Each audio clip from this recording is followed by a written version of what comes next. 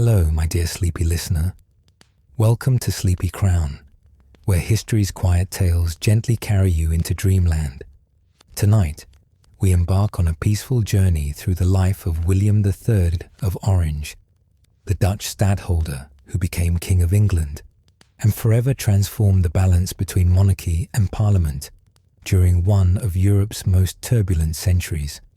We'll softly explore his remarkable story, from his tragic birth as an orphaned prince who inherited his title before drawing his first breath, through his lonely childhood under Republican exclusion and his grandmother's stern guidance, his desperate defense of the Netherlands against French invasion, when he opened the dikes to flood his own country rather than surrender, to his politically arranged marriage with 15-year-old Mary Stuart, that slowly transformed into genuine love despite his infidelities and her homesickness, the carefully planned invasion of England that brought about the Glorious Revolution and peacefully deposed his own father-in-law, the brutal campaigns in Ireland, where he defeated King James at the Boyne River, the years of joint rule with beloved Mary, until smallpox took her at only 32. His lonely final years ruling alone while organizing endless coalitions against French aggression. And finally, his unexpected death from pneumonia following a riding accident. All while the great religious conflicts between Protestant and Catholic powers shaped the destiny of nations and created the modern constitutional state. Before you drift away into peaceful slumber, please take a moment to like this video. Leave a gentle comment about which part of William's extraordinary story interests you most, and subscribe to keep these soothing historical tales coming your way. So cozy up, close your eyes, and let these gentle whispers from the 17th century lull you into restful sleep. If you're new here, welcome to the Sleepy Crown family. William, later known as King William III of England, Scotland and Ireland, entered the world on a cold November day in 1650, already marked by tragedy before he drew his first breath.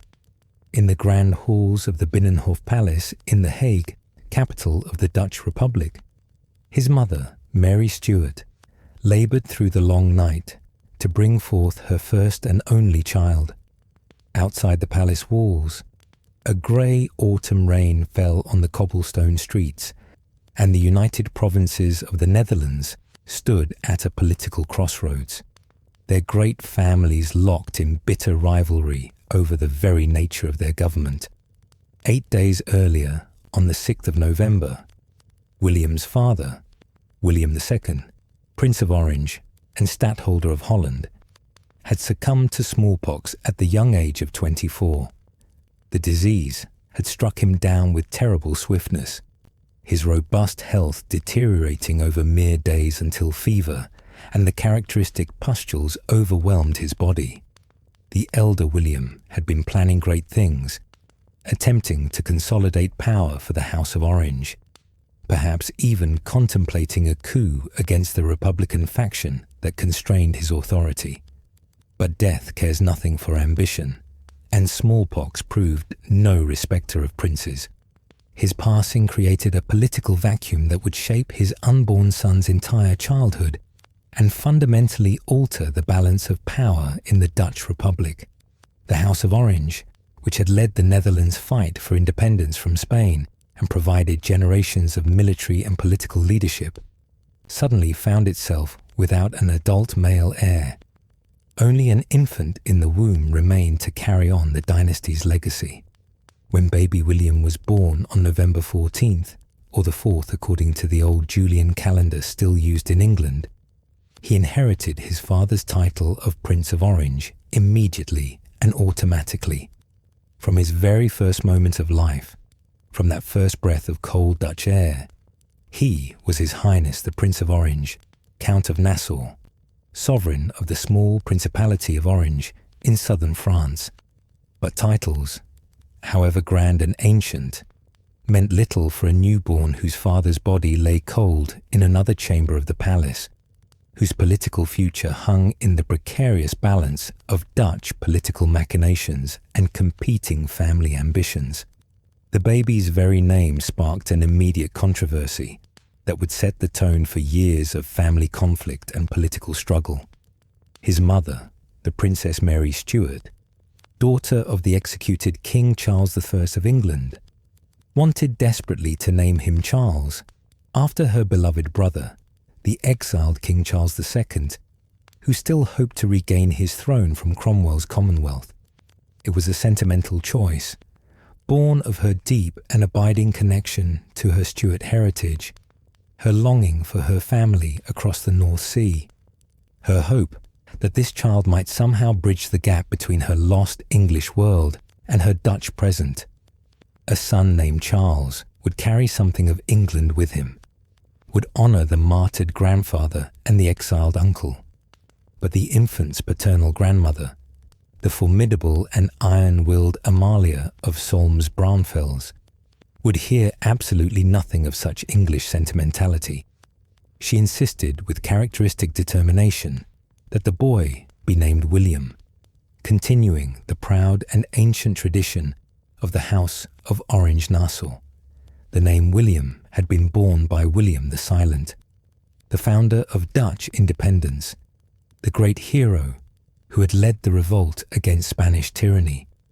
The name carried weight in Dutch politics, history, expectation. The name would strengthen his claim to his father's offices when he came of age. She argued forcefully.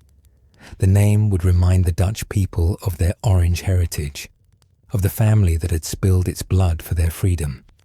In the end, as so often happened when Amalia set her formidable will to something, the grandmother's determination prevailed over the mother's wishes. The child was baptized William Henry, Willem Hendrik in Dutch, though he would be known simply as William throughout his life. But even this small victory for the House of Orange could not mask the larger political defeat that loomed like a storm cloud over the infant's cradle. With William II's sudden death, the delicate and constantly contested balance of power in the Dutch Republic had shifted dramatically and perhaps permanently away from the House of Orange. The Netherlands was not a kingdom in the traditional European sense, with a single sovereign ruling by hereditary right. Instead, it was a republic, a confederation of 7 provinces: Holland, Zeeland, Utrecht, Gelderland, Overijssel, Friesland, and Groningen, that governed themselves through provincial assemblies called states. Each province jealously guarded its considerable autonomy, its right to self-governance, its freedom from the centralized authority that characterized most European nations. The office of stadtholder, something between a military commander, a chief magistrate, and a political leader, was not hereditary by law or constitutional requirement, though the House of Orange had held it through generations by a combination of military success, popular support, and political maneuvering. Now, with the elder William dead and his heir a helpless infant incapable of leading armies or conducting policy, the anti-Orange factions saw their golden opportunity to restructure Dutch politics according to their republican principles. The De Witt family, particularly the brilliant and ambitious brothers Johan and Cornelis, led this Republican Party with considerable skill and determination. They believed passionately in the sovereignty of the provinces, in government by wealthy merchants and educated landowners, in a Netherlands free from princely ambition and the dangers of military dictatorship. They looked at the rest of Europe, where absolute monarchs dominated and crushed parliamentary opposition, and they were determined that the Dutch Republic would remain different, would remain truly republican. Johan de Witt, who would soon become Grand Pensionary of Holland, effectively the first minister of the most powerful and wealthy province, moved quickly and decisively to ensure that baby William would never wield the kind of power his father had sought and his grandfather had exercised. The Republicans passed laws, made arrangements, built political structures specifically designed to keep Orange influence minimal and provincial sovereignty maximal. Even the question of who would raise and guide the young prince became a complex political and legal battleground. William II's will, which would have appointed his widow Mary as sole guardian of their son, remained unsigned at his death. Whether by accident or deliberate design, no one could say with certainty. This legal void, this absence of clear testamentary direction, allowed the States General to step in and claim a role in the child's upbringing. Mary found herself forced to share guardianship with her formidable mother-in-law, Amalia, and with Frederick William, the powerful Elector of Brandenburg, who had his own dynastic interests in the House of Orange. It was not the maternal independence she had hoped for when she had imagined raising her son. The infant William, swaddled in fine linens embroidered with the orange coat of arms and surrounded by all the elaborate ceremonies and political intrigue that surrounded any royal birth, had no awareness whatsoever of these complex machinations. He knew only the simple needs of infancy, the warmth of his wet nurse's arms, the comfort of being fed and changed, the sound of his mother's voice reading psalms and prayers in her accented Dutch, the basic rhythms of sleep and waking that govern the lives of newborns everywhere. But the world into which he had been born would not remain simple for long, and the political forces swirling around his cradle would shape every aspect of his childhood and youth. The House of Orange, so recently supreme in Dutch politics and military affairs, now found itself methodically and deliberately pushed to the margins of political life. The Republicans, having gained the upper hand, were determined not to let it slip away. In 1654, when William was not yet 4 years old and playing with wooden soldiers in the nursery, the Republican government dealt another calculated blow to Orange ambitions. The Act of Seclusion, negotiated with Oliver Cromwell's English Commonwealth as part of the peace settlement ending the First Anglo-Dutch War, explicitly and permanently barred any Prince of Orange from holding the office of stadtholder or Captain General of the Army. It was a humiliating exclusion, born partly of English pressure. Cromwell had no love for the Stuart-connected Orange family, and partly of Republican ideology and determination to prevent any resurgence of Orange power. The Act declared in formal legal language that the offices of stadtholder and Captain General should never again be held by the same person, and that no member of the House of Orange should hold either office. It was a direct and deliberate rebuke to the Orange tradition of combining military and civil authority, of using military success to build political power, of treating the stadtholdership as a de facto hereditary principality. Little William, playing in the nursery with his toys and learning his letters under the patient instruction of tutors, could not possibly understand that his birthright had been systematically stripped away by men in dark chambers, speaking in formal Dutch legal terminology about sovereignty and balance of power and the dangers of military monarchy.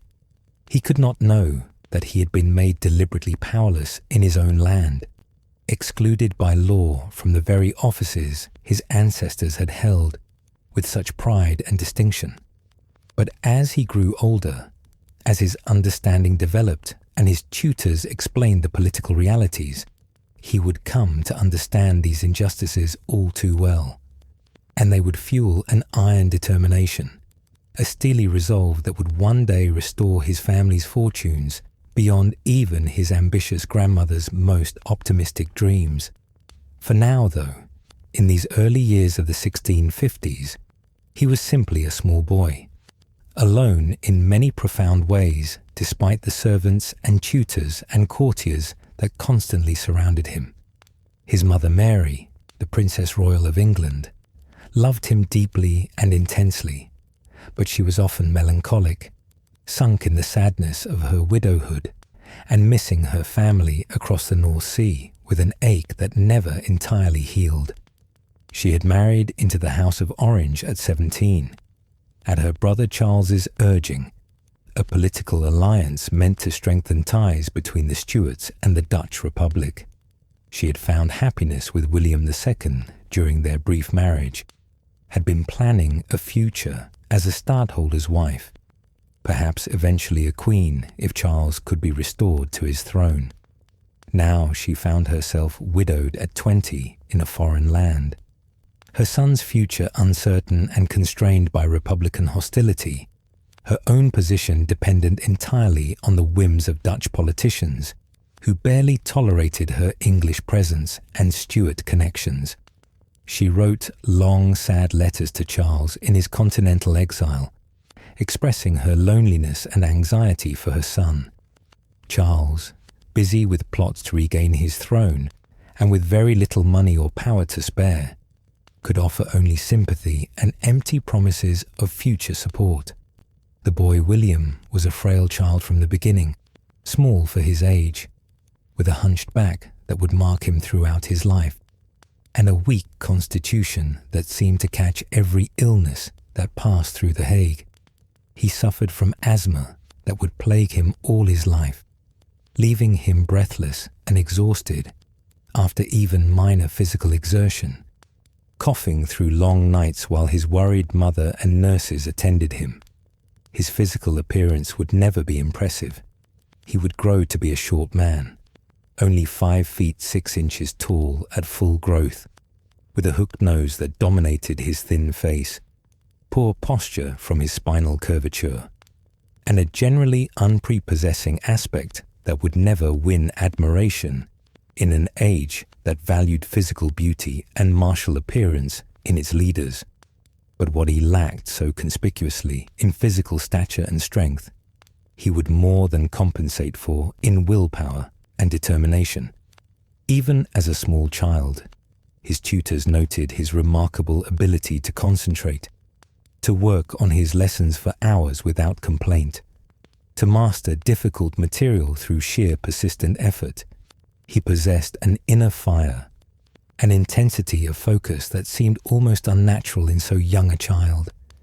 In 1660, when William was 10 years old, his world shifted again in a way that brought both joy and new complications. His uncle, Charles II, whom he had never met but heard about constantly in his mother's nostalgic stories, was restored to the throne of England after years of exile following the English Civil War and the execution of Charles III. The restoration brought tremendous joy to Mary, who had long prayed for her family's return to power and vindication. She wept with happiness when the news arrived, gathering young William to her and telling him that his uncle was now king, that their family was royal again, that perhaps their fortunes would improve. The restoration brought a small measure of relief to young William's position as well. The Act of Seclusion, which had been partly imposed by Cromwell, was rescinded, though this did not automatically restore William to any office or power. It simply removed one legal barrier among many. The Republicans still controlled the States General, still excluded Orange influence from government, still had no intention of allowing this sickly 10-year-old boy to threaten their carefully constructed political system. But the restoration came too late to heal one particular wound, too late to give William back the one person who truly loved him unconditionally. Mary Stuart, the Princess Royal and William's devoted mother, had been ill for some time. The winter of 1660 was particularly harsh, with bitter cold gripping The Hague for weeks on end. Mary, never robust and weakened by years of widowhood stress and sadness, contracted smallpox in December, the same terrible disease that had claimed her husband 10 years earlier. On Christmas Eve, with snow falling softly outside the palace windows and carols being sung in the streets below, Princess Mary died in her bed. She was only 29 years old. William, just 10 years old, was now truly alone, an orphan in the fullest and most complete sense of that sad word. He had lost his father before ever knowing him, and now his mother was gone as well.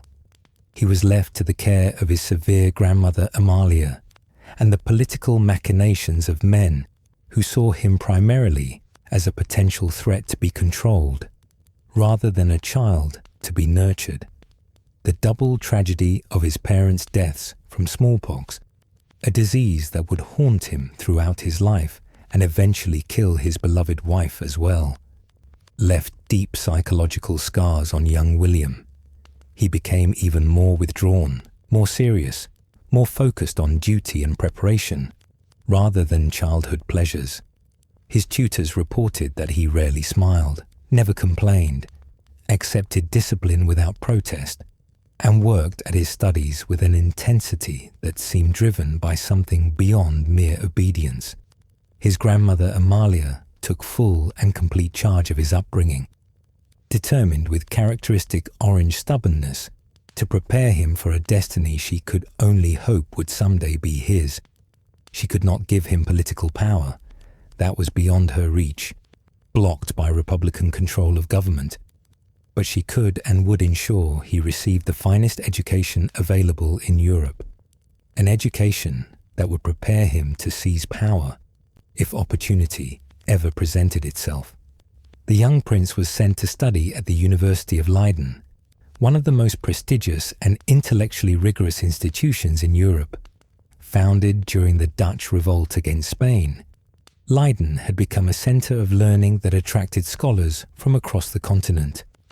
There, amidst the books and lectures and scholarly debates, William absorbed knowledge with quiet, focused intensity that impressed even the most demanding professors. At Leiden, William studied an enormous range of subjects designed to prepare him for leadership.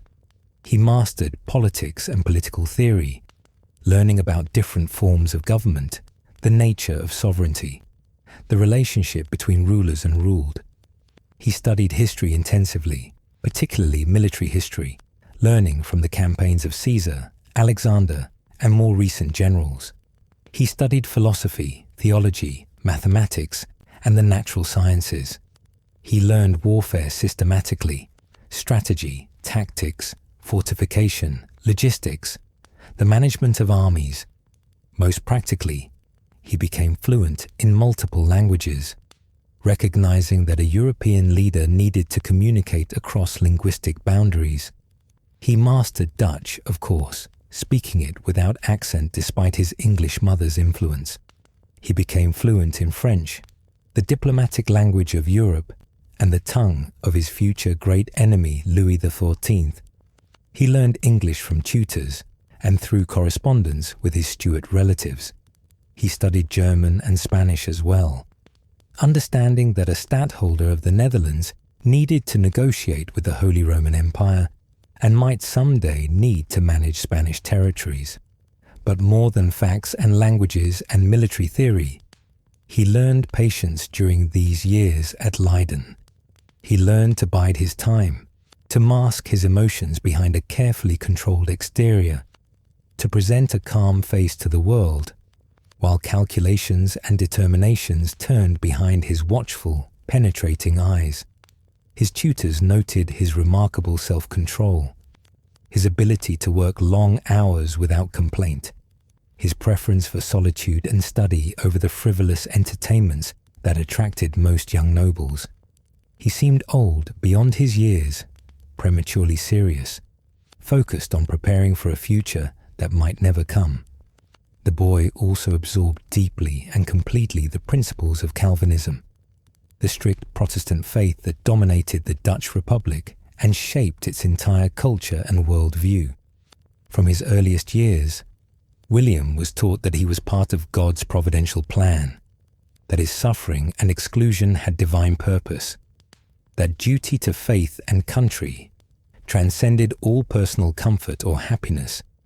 The Calvinist doctrine of predestination, that God had already determined from eternity who would be saved and who damned, gave him a kind of fatalistic courage that would mark his later military career.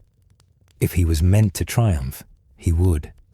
If not, At least he would have done his duty and could face judgment with a clean conscience. This religious certainty, this absolute conviction that he served a higher purpose than personal ambition, would make him a champion of Protestantism across Europe, an unwavering bulwark against Catholic France and its ambitions. His faith was not merely political or cultural. It was deep, genuine, a core part of his identity that shaped every decision and gave him strength through the most desperate circumstances.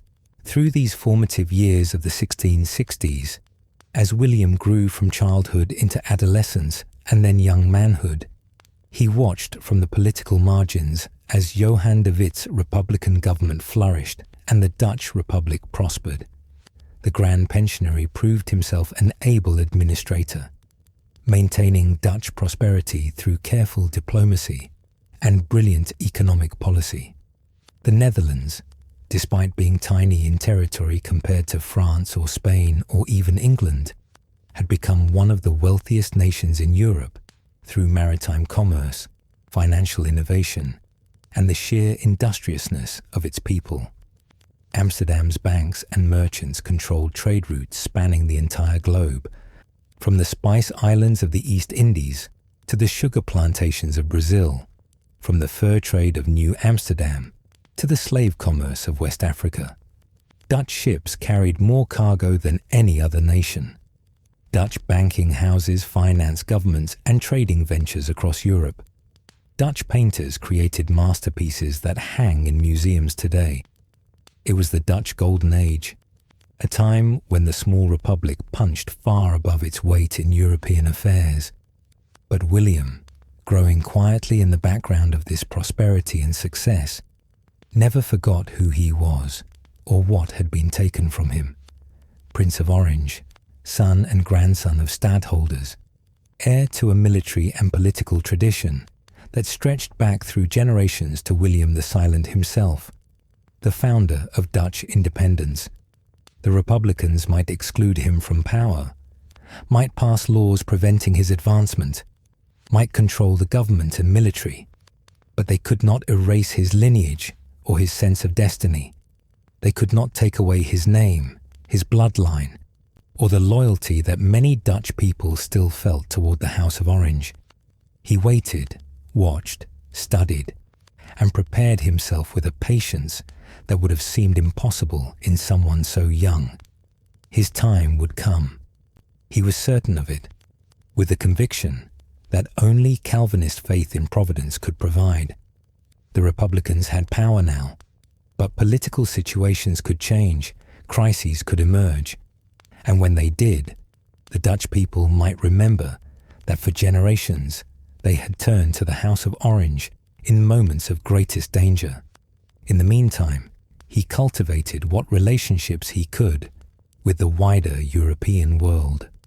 His uncles in England, King Charles II and James, Duke of York, took some interest in their Dutch nephew, though distance and political complications prevented truly close bonds from forming. William made periodic visits to England, carefully observing the court at Whitehall, studying the personalities and power structures, learning how English politics functioned. He was received with honour as Prince of Orange and as a grandson of Charles III, but he remained essentially an outsider, a Dutchman in English eyes despite his Stuart blood and his mother's English heritage. By his late teens, William had grown into a serious, intensely focused, and remarkably self-controlled young man. He spoke little in company, preferring to listen carefully and observe, absorbing information and weighing options before committing to any course of action. His chronic asthma and general poor health left him with little patience for idle pleasantries or the elaborate courtly games that dominated European noble society. He dressed simply, eschewing the elaborate wigs and excessive finery that were fashionable among European nobility, preferring plain dark suits that made him look more like a prosperous merchant than a prince. Some people thought him dour, humorless, cold, even calculating. Others, more perceptive, recognized steel beneath the quiet exterior, a will that would not bend, a determination that could endure any hardship in pursuit of its goals. He had about him an air of coiled readiness, like a soldier awaiting orders that would send him into battle, though he had never yet commanded troops or held any real authority beyond his ceremonial position as Prince of Orange. But beneath that patient, controlled surface, ambition burned with steady heat.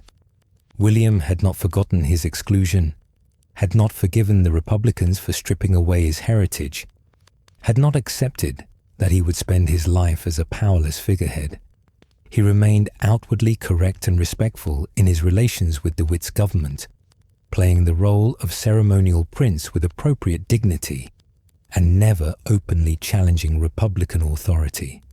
But he was waiting for something, some crisis, some opportunity, some shift in the political winds that would change the calculation and give him a chance to claim what he believed was rightfully his.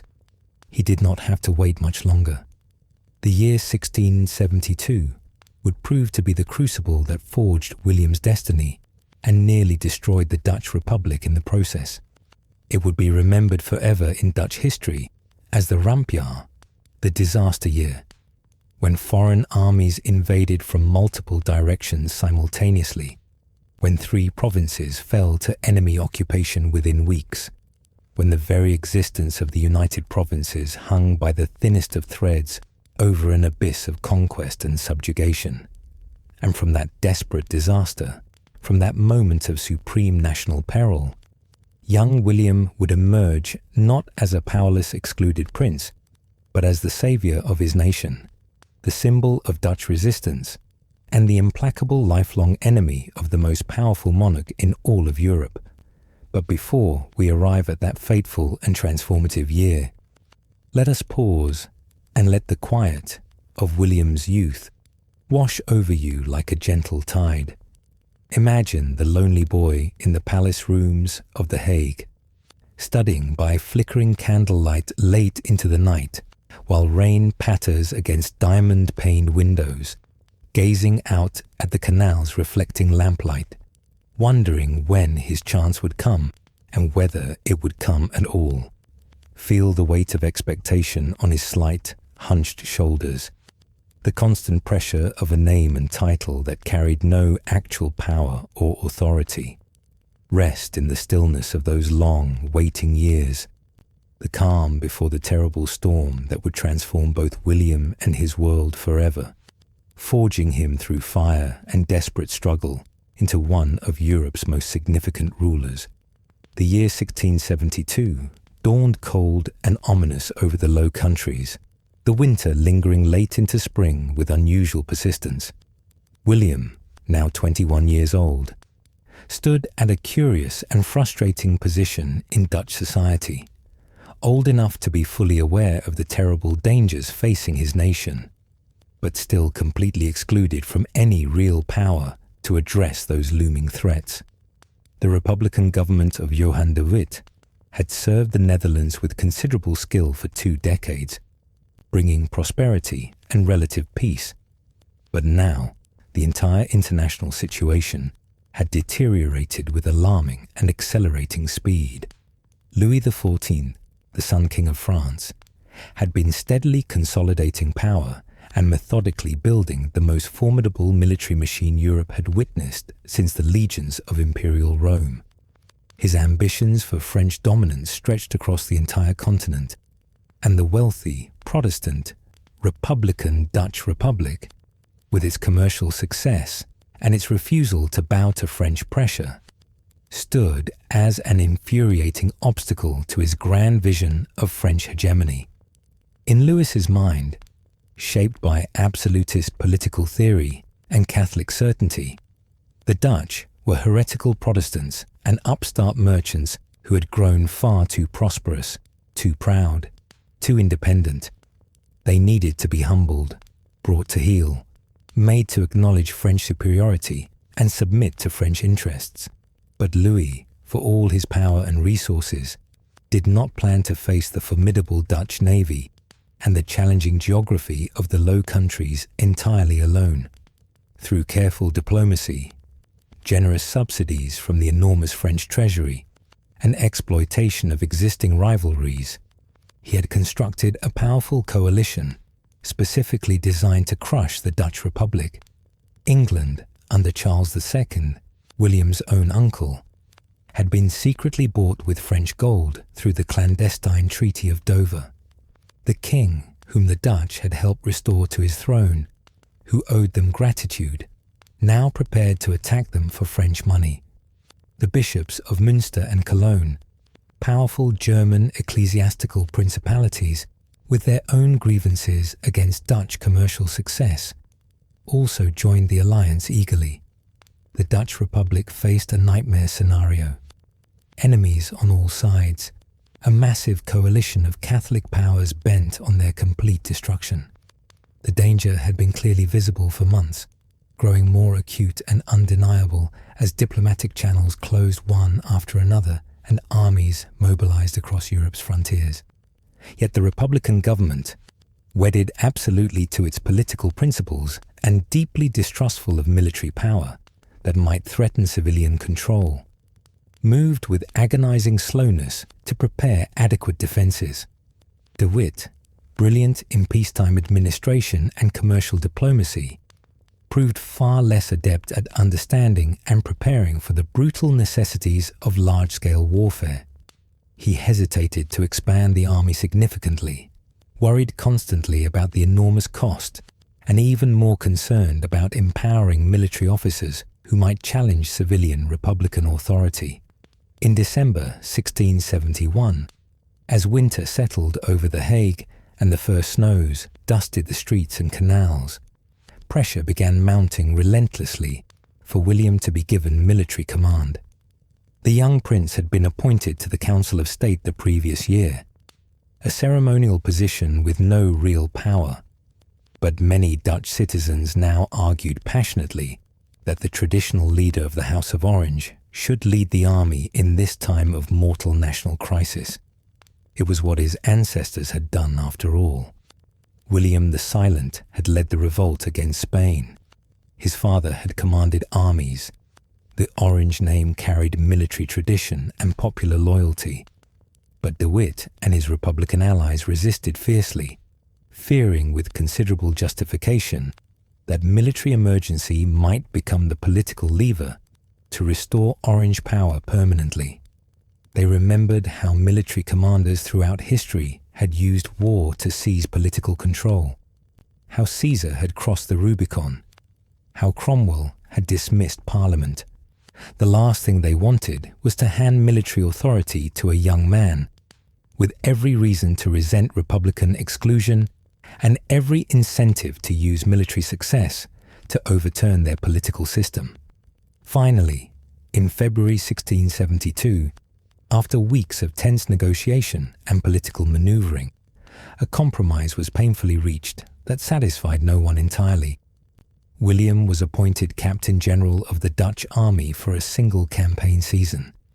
With carefully limited authority and without the broader political powers of stadtholder, it was meant to be a restricted commission, authority granted grudgingly and temporarily, enough to gain the symbolic and morale benefit of Orange military leadership without permanently altering the fundamental balance of political power.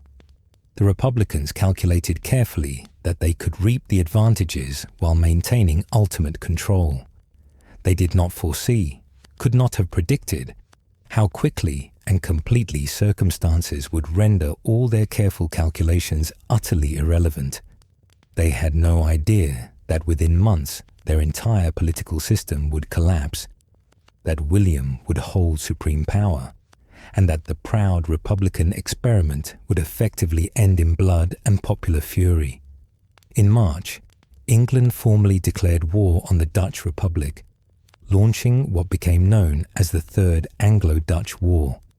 The powerful English fleet immediately moved to blockade Dutch ports and intercept their merchant shipping, attacking the commercial lifelines that sustained Dutch prosperity. For the Netherlands, Heavily dependent on maritime trade for their very survival, this was a severe and potentially crippling blow. But far worse, infinitely worse, was already approaching from the east like an unstoppable tide. In April, Louis XIV himself personally led his magnificent, perfectly trained army across the Rhine in a massive invasion. It was a military force unlike anything the Dutch had ever faced before in their entire history.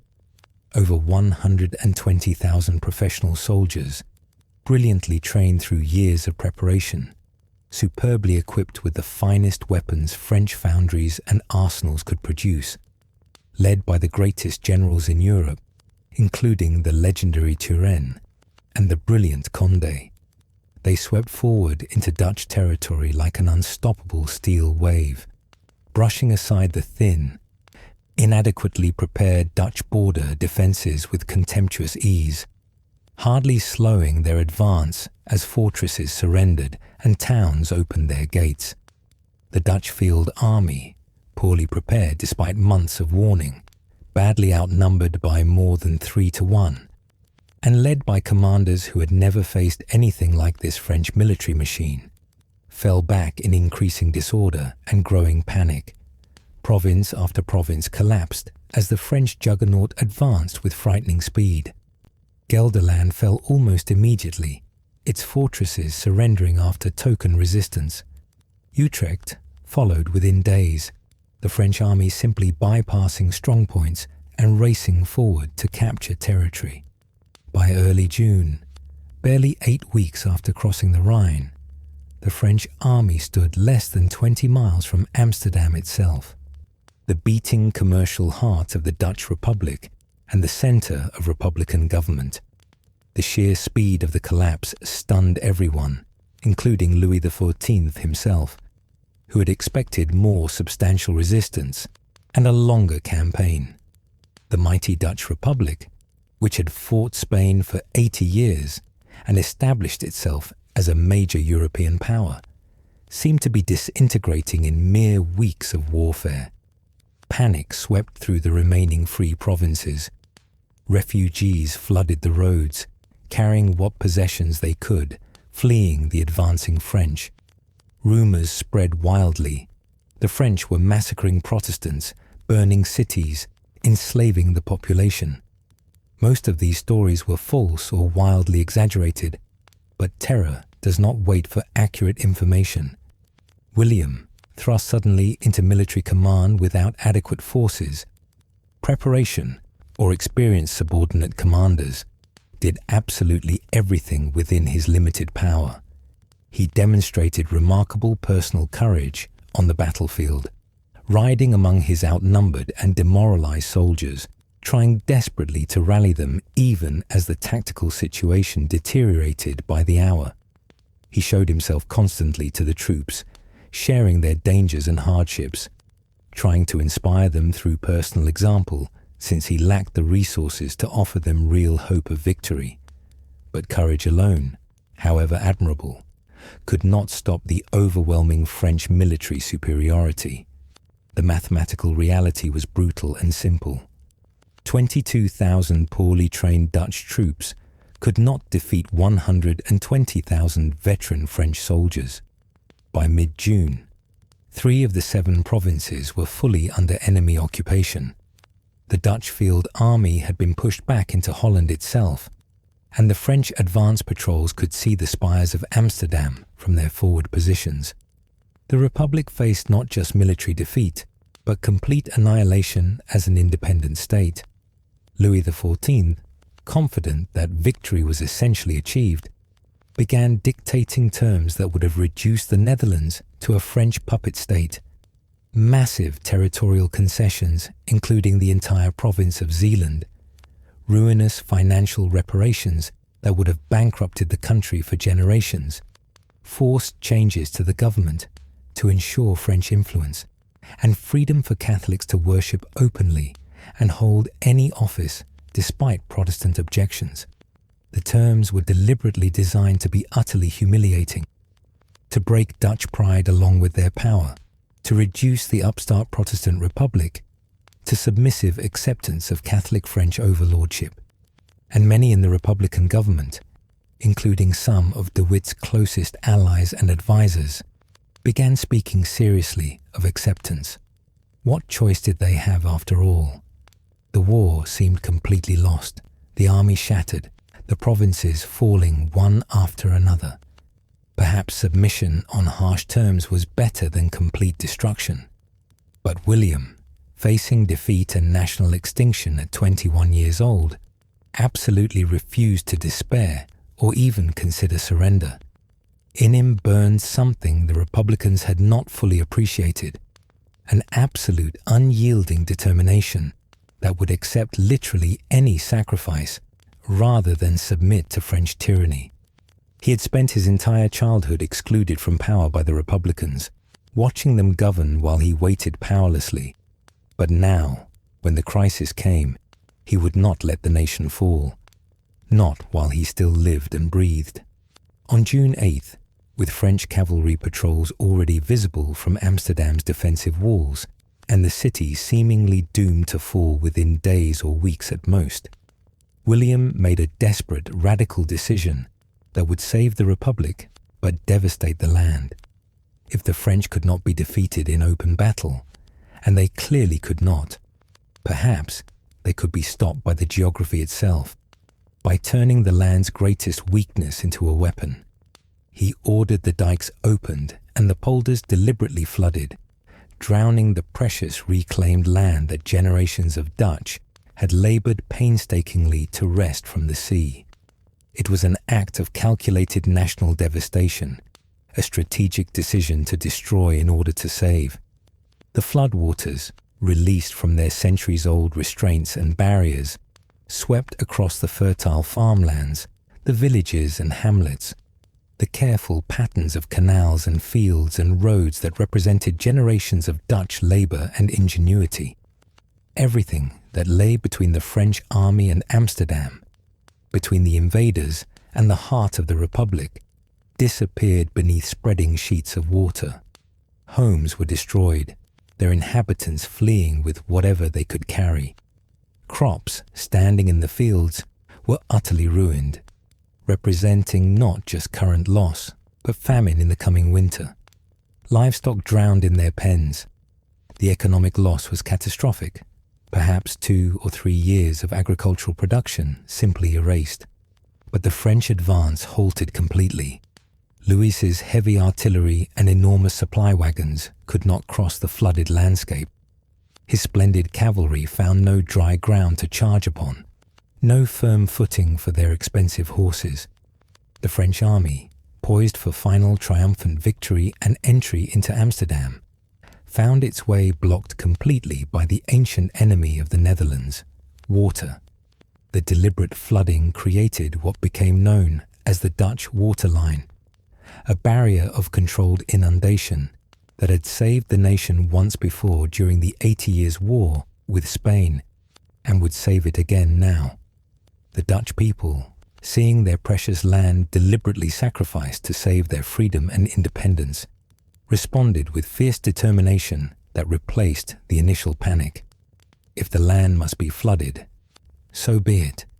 Better to reclaim it later from the sea than lose it forever to France. If the nation must stand with water lapping at its doorstep, then they would stand firm and refuse to be conquered. The act of opening the dikes became a powerful symbol that resonated through Dutch consciousness. They would destroy their own prosperity before they would submit to foreign tyranny. It was the spirit of William the Silent reborn, the stubborn refusal to bow that had won independence from Spain. But the military crisis immediately triggered a political crisis of equal magnitude. The disasters of June created a massive wave of popular rage and fury against the Republican government. De Witt had failed to prevent the invasion despite months of warning, failed to adequately prepare defences, failed to stop the catastrophic French advance. The mob, always volatile and easily inflamed, began calling loudly for his removal and for restoration of the House of Orange. They wanted a stadtholder with full traditional powers to save the nation. They wanted the Orange Prince they knew from history and tradition. They wanted someone who would fight rather than contemplate surrender. On July 4th, under intense and overwhelming popular pressure, with crowds gathering in the streets and riots threatening, the States of Holland formally appointed William as stadtholder.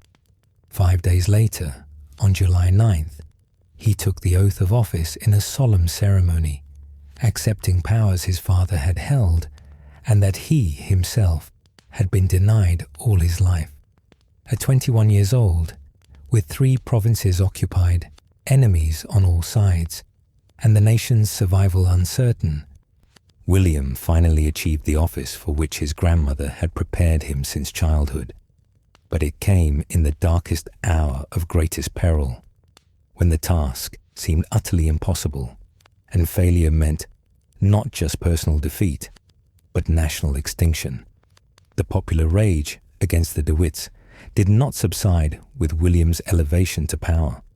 Instead, it grew more intense, more violent, more bloodthirsty. Johan de Witt, though he had resigned his position, became the focus of mob fury and popular blame for the disaster. He was attacked on the street, stabbed and wounded, though not killed. His brother Cornelis was arrested on manufactured charges of plotting against William, accusations almost certainly false, but reflecting the political climate of crisis and scapegoating. On August 20th, one of the most shameful days in Dutch history, a mob of Orangist supporters, inflamed by propaganda and genuinely furious about the national crisis, stormed the prison in The Hague where Cornelis was being held. They dragged both De Witt brothers into the street and murdered them with horrifying brutality, then mutilated their bodies in ways too gruesome and disturbing for gentle sleep-time recounting. Their bodies were hanged from gallows, shot repeatedly, stabbed, partially dismembered. There were even reports, never fully confirmed but widely believed, that parts of their bodies were eaten by the frenzied crowd. It was a moment of pure savage violence, mob justice at its worst, a warning of what fear and anger can drive people to do. William's exact role in this atrocity has been debated by historians ever since that terrible August day. He certainly did not order the murders directly. No evidence has ever been found of such an order. But neither did he punish the perpetrators afterward. Some of the ringleaders later received rewards, appointments, or positions from William's government. Whether this was complicity, pragmatic gratitude for the removal of political rivals, or simply cold calculation that prosecuting popular heroes would be politically impossible, history cannot definitively determine. What is certain is that the murders removed William's main political rivals permanently and left him unchallenged in his authority. The blood of the De Witts, in some sense, cemented his power, even as it stained Dutch politics, with a crime that would not be forgotten. But William had no time to dwell on domestic politics or the moral implications of what had happened. The French remained in his country, occupying 3 provinces. New threats continued to emerge from multiple directions. The English fleet, though held somewhat in check by the brilliant Admiral Michel de Ruyter in several fierce naval engagements, still menaced the coasts and blockaded ports. The bishops of Münster and Cologne had invaded from the east with their own armies, smaller than the French, but still dangerous. Everywhere William turned, enemies pressed against the shrunken territory of the Republic, testing defences, looking for weakness, ready to deliver the final blow. Through the long autumn and harsh winter of 1672, William began the slow, grinding, enormously difficult work of rebuilding Dutch military power from nearly nothing. He proved to have a remarkable and unexpected talent for military logistics and organization, if not necessarily for tactical battlefield brilliance in the moment of battle. He understood how to expand an army through emergency levies, foreign recruitment, and systematic training. he rebuilt the shattered Dutch forces, incorporating foreign mercenaries from across Protestant Europe, reaching a force of over 80,000 men by spring. He strengthened fortifications systematically, stockpiled supplies against siege, and negotiated desperately for allies who might help balance the overwhelming coalition arrayed against the Netherlands. His diplomatic efforts gradually began to bear fruit as other European powers recognized the danger of unchecked French dominance. Spain, perpetually alarmed by French aggression along its borders, began providing subsidies and military support. The Holy Roman Emperor, seeing clearly the danger to the German states if France became too dominant, also shifted decisively toward alliance with the Dutch. Brandenburg sent troops to aid the Republic. Even England, where public opinion had turned sharply against the Catholic-friendly policies of Charles II, and where Parliament grew increasingly suspicious of French influence and the subsidies, began to waver in its commitment to the war. The coalition against the Netherlands, so overwhelming and seemingly unstoppable in June, started showing cracks and strains by the year's end. Louis's allies began questioning whether they would actually benefit from complete Dutch destruction. The cost of maintaining such large armies in the field was bankrupting even the wealthy French treasury. The flooded landscape made further advance impossible, without waiting for the waters to recede naturally. In 1673, William methodically and patiently took the offensive, despite still being outnumbered. His forces, now better trained and adequately supplied, benefited from the enormous advantage of operating in familiar territory against an enemy with overextended supply lines stretching back to France. Dutch troops, fighting for their homeland and their families, showed a determination that matched the professional skill of French regulars.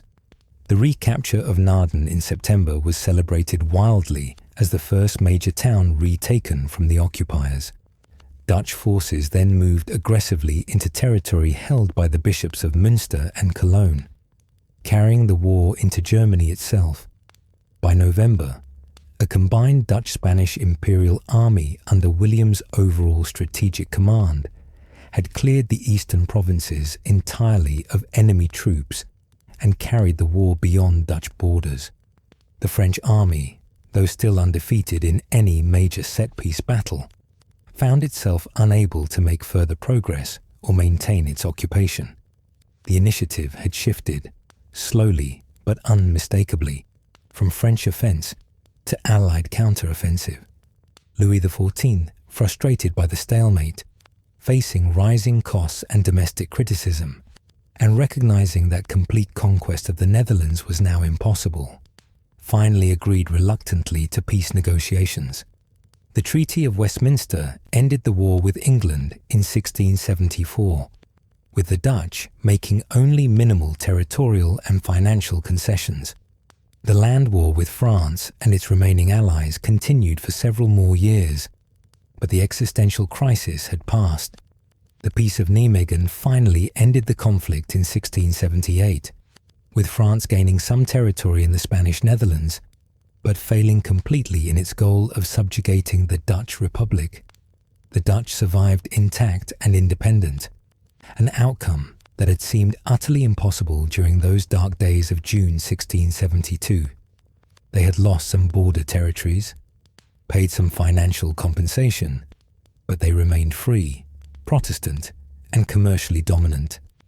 Most importantly, they had proven that even Louis XIV's might could be checked by determined resistance and clever defensive strategy. William emerged from the disaster year completely transformed. The excluded prince had become the indispensable national leader. The frail young man, with no military experience, had commanded armies, flooded his own country to save it, and held a nation together through circumstances that would have broken lesser leaders. He had learned that he possessed an iron will that his weak body could not break, a determination that could endure any hardship, any setback, any disaster without yielding. The experience forged him into the leader he would remain for the next 30 years, and he had truly discovered, his life's great purpose and great enemy in Louis XIV. The French king's ambitions threatened everything William held dear: Protestant Europe's independence, the Netherlands' freedom, the balance of power that prevented any single nation from dominating the continent. For the rest of his life, William would organize coalitions, fight wars, conduct diplomacy, and expend every resource available to him to check French power. It became his obsession, his mission, his reason for existence. Louis, for his part, had learned to respect his young adversary even while underestimating him. William might lack the Sun King's resources, his military genius, his magnificent court, his absolute power, but the Dutchman possessed something Louis did not fully appreciate until much later: an absolute refusal to surrender, a willingness to sacrifice literally anything rather than submit, a persistence that would make him the most annoying and effective opponent Louis faced in 40 years of warfare. This quality would frustrate French ambitions again and again across the battlefields of Europe. But all that conflict lay in the future. For now, as 1672 gave way to 1673, and then to the years beyond, William consolidated his position in the Netherlands. The States made his stadtholdership hereditary for his line, something unprecedented in Dutch republican tradition. He became Captain General and Admiral General for life. The House of Orange, so recently excluded from power, now dominated Dutch politics more completely than ever before in the Republic's history. Yet William did not rest on these remarkable achievements or bask in his new authority. He understood with crystal clarity that the Dutch Republic's safety depended ultimately on preventing French hegemony over Europe. This meant building alliances, supporting Protestant causes across the continent, intervening in the complex web of European diplomacy. It meant, eventually, looking toward England, wealthy, powerful, but currently allied with France under Charles II, and considering how its vast resources might be turned against Louis rather than deployed in his service. For that grand strategic goal, William would need to address his uncertain relationship with England. He was, after all, the grandson of Charles I, nephew to both Charles II and James, Duke of York. He had English royal blood through his martyred grandfather and his mother, Mary Stuart. But he was Dutch in upbringing, manner, and commitment, Protestant in faith, and dedicated to wars that England's rulers preferred to avoid. The gulf seemed wide, yet there were bridges that might be built, connections that might be exploited for mutual benefit. One such bridge was Mary Stuart, daughter of James, Duke of York, and William's first cousin. She was young, Protestant, and second in line for the English throne after her father. A marriage alliance, if it could be arranged despite the various political complications, might serve many purposes, strengthening William's claim to influence English policy, providing him with a personal stake in English succession, perhaps even offering a path to the throne itself if circumstances developed in certain ways. But such thoughts were still forming slowly in William's complex strategic mind, still being considered and evaluated against risks and alternatives. For now, he had proven himself through survival and victory against overwhelming odds. He had saved his country and found his purpose. The rest would follow as providence and political opportunity allowed. Let us rest now in the moment of his survival and emergence from crisis. Let the image of a small nation, deliberately flooded but unbowed, facing down the greatest king in Christendom, carry you gently toward sleep. Feel the cold waters rising to check French ambition, the stubborn will of a people who would not be conquered, the emergence of a prince who had found his destiny in the crucible of near destruction. Close your eyes and drift peacefully, knowing that from disaster can come triumph. From exclusion can come power. From the darkest hour can come the dawn. By 1677, William had been stadtholder for 5 years and had proven himself both a capable military commander and a shrewd, calculating political operator who understood power and how to wield it effectively. The war with France, though enormously costly in both treasure and lives, and still technically ongoing with periodic flare-ups, had settled into a kind of grinding stalemate where neither side could achieve decisive victory. The Peace of Nijmegen was being negotiated, though it would take another year to finalize all the complex territorial and financial details. William used this breathing space, this temporary lull in active campaigning, to strengthen the Dutch Republic's diplomatic position across Europe and to secure the hereditary nature of his authority against any future Republican resurgence. But he also began looking very seriously beyond Dutch borders for ways to shift the larger balance of power in Europe. His strategic vision extended far beyond the Netherlands' narrow borders. He understood that true security for the Republic required preventing French hegemony over the entire continent, and that, in turn, required bringing England's considerable resources and naval power into active opposition to Louis XIV, rather than leaving them neutral or worse, actively supporting French interests as they had during the recent war. England remained the great variable, the unpredictable element in William's calculations. Charles II, William's uncle, and a man whose character combined considerable political skill with fundamental weakness and self-indulgence, sat on the throne but pursued policies that seemed increasingly pro-French, despite parliamentary opposition. The English king had signed the secret Treaty of Dover with Louis XIV, promising religious and political cooperation in exchange for generous French subsidies that freed him from dependence on Parliament. This alliance directly threatened Dutch interests and made England an unreliable neighbour at best, a potential enemy at worst. Charles's brother James, Duke of York, was the acknowledged heir to the English throne, since Charles had produced no legitimate children, despite his numerous mistresses and acknowledged bastards. Unlike Charles, who had learned through bitter experience during his years of exile to keep his religious opinions carefully private and ambiguous, James had openly and defiantly converted to Roman Catholicism in 1668. This public conversion alarmed England's Protestant majority profoundly and created serious constitutional concerns that would only grow more acute with time. If James became king, and there seemed no legal way to prevent it given England's commitment to hereditary succession, would he attempt to restore Catholic power and influence? Would he suppress the established Protestant Church of England? Would he align England permanently and irrevocably with Catholic France and Spain against Protestant interests?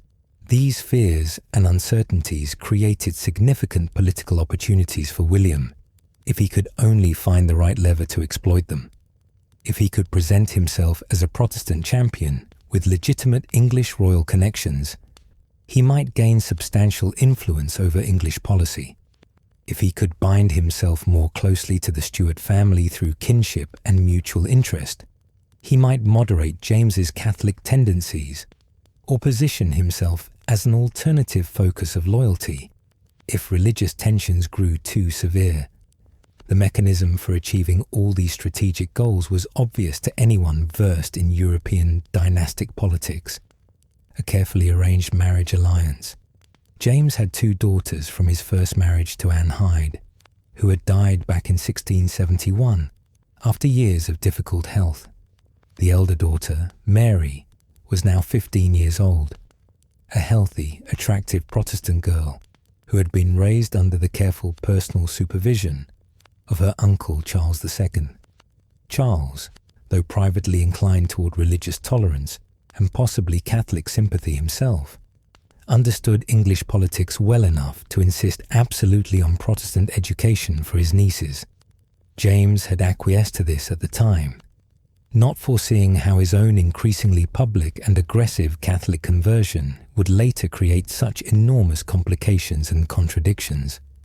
Mary stood second in the line of succession after her father, and if James never produced a legitimate male heir from his second marriage, which seemed increasingly unlikely as his wife, Mary of Modena, suffered repeated miscarriages, she would inherit the throne as England's first queen regnant since the brief, troubled reign of Mary Tudor over a century before.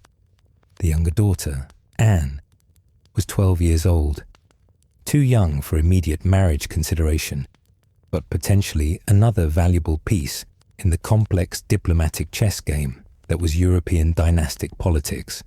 For now, though, all attention and calculation focused on Mary as the prize in a marriage that would link the House of Orange more closely to England than ever before in the complicated history of Anglo-Dutch relations. Charles II, displaying the political acumen that had helped him survive years of exile and navigate the treacherous waters of Restoration politics, saw multiple advantages in the Orange match. It would please his Protestant subjects by marrying the future heir presumptive to a prominent Protestant prince with an established reputation for defending the Protestant cause. It might also help manage his perpetually difficult relationship with the Dutch Republic. William, as nephew-in-law, might be more amenable to English commercial interests and less prone to military confrontation. And perhaps most importantly for Charles's domestic political situation, it would satisfy Parliament, which had been growing increasingly suspicious and hostile toward his French subsidies and apparent Catholic sympathies. James was considerably less enthusiastic about the proposed marriage, viewing it as a defeat for his long-term religious and political goals. He had originally hoped earnestly to marry Mary to the Dauphin of France, Louis XIV's son and heir, which would have created a powerful Catholic alliance spanning the Channel and secured French support for Catholic interests in England. Such a marriage would have represented a diplomatic coup for Catholic Europe and a serious blow to Protestant political cohesion. But Charles, recognizing clearly that such an openly Catholic marriage would provoke an immediate and severe political crisis in Protestant England, overruled his brother's preferences absolutely. James, ever the dutiful younger brother despite his religious convictions and his genuine belief that Catholicism represented the one true faith, reluctantly agreed to the Orange match rather than precipitate a confrontation with Charles. For 15-year-old Mary, the news of her betrothal came as an utterly devastating shock that threw her previously comfortable life into turmoil. She was a sheltered teenager who had been raised in considerable luxury at the English court, surrounded by devoted attendants who catered to her every whim and indulged by her uncle, the king, who treated her with affectionate kindness. She enjoyed dancing, theatre, music, the elaborate masks and entertainments that characterized Restoration court life. She loved spending time with her friends, particularly Frances Apsley, to whom she had written passionate, somewhat dramatic letters of friendship since childhood. The thought of marriage itself was frightening enough, but marriage to a foreign prince she had never met, followed inevitably by permanent exile to the Netherlands, away from everything and everyone she knew, filled her with absolute horror and grief. When Charles personally informed her of the betrothal in the autumn of 1677, Mary wept for a day and a half continuously, utterly inconsolable, despite the best and most patient efforts of her attendants and the king himself.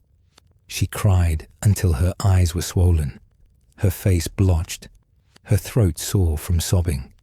She begged Charles to reconsider, to choose someone else, to let her stay in England and marry an English nobleman. But Charles, though genuinely fond of his niece and sympathetic to her distress, remained unmoved by her tears. The marriage served crucial political purposes that transcended personal feelings and Mary was a princess of the blood royal. She had a duty to her family and her nation that required personal sacrifice. Mary's distress was entirely understandable given the circumstances and her age. William was neither handsome nor charming by any conventional standard of the time. At 26, he was 11 years older than his prospective bride, a significant gap given her youth and inexperience. He stood nearly 6 inches shorter than Mary, who was unusually tall for a woman at 5 feet 11 inches, creating an almost comical disproportion. His physical appearance was distinctly unprepossessing. The pronounced hunched back from his spinal curvature, the large hooked nose that dominated his thin face, the sallow complexion that spoke of chronic poor health, the general air of physical weakness and illness. He looked, in the unkind but accurate assessment of court gossips, more like an underfed clerk than a prince. His personality was even less appealing from the perspective of a sheltered teenage girl, accustomed to the gaiety and lightness of English court life. William was taciturn to the point of rudeness, serious and focused on military and political matters to the exclusion of social graces, absorbed completely in the grim necessities of warfare and statecraft. He had little interest in and less patience for the frivolous entertainments that Mary loved: dancing, theatre, elaborate costume parties, witty conversation about fashions and court gossip. He seemed cold, foreign, intimidating, utterly lacking in the romantic qualities a young girl might hope for in a husband. But personal feelings, however genuine and heartfelt, mattered absolutely nothing in royal marriages, which were calculated instruments of policy rather than romantic unions. The negotiations proceeded with businesslike efficiency through the fall of 1677. Complex treaties were laboriously drawn up by lawyers and diplomats, financial arrangements painstakingly made, political terms carefully agreed upon. William would receive a substantial dowry, $40,000, a considerable sum, and, far more importantly for his strategic purposes, enhanced prestige and influence in English affairs. Mary would bring her English royal connections, her potential claim to the throne, and her value as a living symbol of Anglo-Dutch Protestant cooperation. The wedding took place on November 4, 1677, William's 27th birthday, chosen perhaps as a small gesture of celebration, or perhaps simply because the date was convenient for all parties. The ceremony was held at St. James's Palace in London, in the Chapel Royal, before a select audience of nobles, courtiers, and foreign ambassadors. Mary was given away by her uncle Charles, rather than her father James, a subtle but significant reminder of who truly controlled English policy and made the final decisions in matters of state. The bride wore magnificent wedding finery, a dress of silver tissue embroidered with jewels that had cost a small fortune, her hair dressed elaborately with pearls and diamonds, but all the expensive beauty could do little to lift her spirits or ease her dread. The ceremony itself was solemn, conducted according to Anglican rites with the Bishop of London officiating. Mary wept throughout the entire service, tears streaming down her face as she repeated her vows in a trembling voice barely above a whisper. William, characteristically, showed absolutely no emotion whatsoever, accepting his bride with the same stolid, impassive composure he might bring to a military council meeting or treaty negotiation. He spoke his vows clearly and firmly, placed the ring on Mary's finger with steady hands, and completed the ceremony with the minimum of outward feeling. To observers, it seemed a marriage of pure political calculation on one side and pure misery on the other. Hardly an auspicious beginning for what was supposed to be a lifelong union. The wedding night, by the somewhat barbaric custom of the time which treated royal beddings as semi-public affairs, with nobles ceremonially seeing the couple to bed to ensure consummation, must have been deeply awkward and distressing for poor Mary. She was 15 years old, a virgin of course, terrified and miserable, facing the physical intimacy of marriage with a man who was essentially a stranger to her. William, never known for gentleness, romantic sensibility, or sensitivity to others' feelings, treated the occasion as another duty to be efficiently performed. The marriage was duly consummated according to the requirements of law and custom, establishing its legal validity, but there was little joy, tenderness, or mutual affection in the act. Mary endured what she had to endure, and William completed what protocol required. 2 weeks later, on November 28th, Mary sailed for the Netherlands to begin her new life as Prince of Orange. The crossing was rough, the late autumn seas churning grey and violent, the ship pitching and rolling in the heavy swells.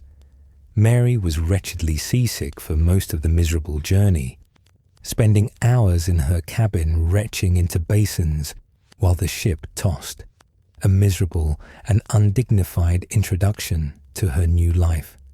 When she finally reached The Hague, cold, exhausted, still queasy from the voyage, and desperately homesick, she found a palace that seemed to mock all her expectations and hopes.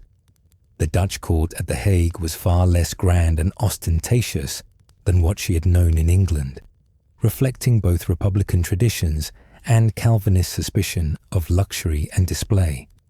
The Dutch, though enormously wealthy from their global commercial empire, did not display their riches in the same flamboyant, wasteful manner as other European courts. Everything seemed smaller, plainer, more austere, more focused on function than beauty. The palace apartments, though comfortable enough, lacked the spaciousness and elaborate decoration of English royal residences. The court ceremonies were simpler, less elaborate, conducted with an efficiency that bordered on brusqueness rather than with English courtly grace. The early months of the marriage, through the winter of 1677-1678, were profoundly difficult for both parties, though in different ways. Mary struggled constantly with loneliness, homesickness, and culture shock that left her perpetually on the verge of tears. She missed desperately her friends, her familiar routines and surroundings, the gaiety and lightness of English court life. The Dutch language bewildered her completely with its harsh consonants and guttural sounds so different from English or French. The Dutch Reformed services seemed excessively solemn and stripped of beauty, lacking the music and ritual of Anglican worship. The Dutch people, though generally kind to her, seemed reserved and practical, less inclined to courtly flattery and elaborate compliments than the English courtiers she had known. And her husband remained a distant, enigmatic figure who spent long hours every day in council meetings, military planning sessions, and administrative work. William rose early, worked through most of the day, and often continued into the evening, leaving Mary to occupy herself as best she could with her ladies, her needlework, her letters home to England, and her prayers. When they did spend time together, usually at meals or brief evening periods, he seemed distracted and impatient, his mind clearly elsewhere, concerned with matters of state that he did not discuss with her. Compounding Mary's distress and humiliation was William's continuing relationship with Elizabeth Villiers, one of Mary's own ladies-in-waiting. Betty Villiers, as she was known, was not beautiful. She had a pronounced squint and rather plain features, but she was intelligent, witty, and shared William's serious interests in politics and military affairs in a way that Mary, with her focus on music and dancing, could not.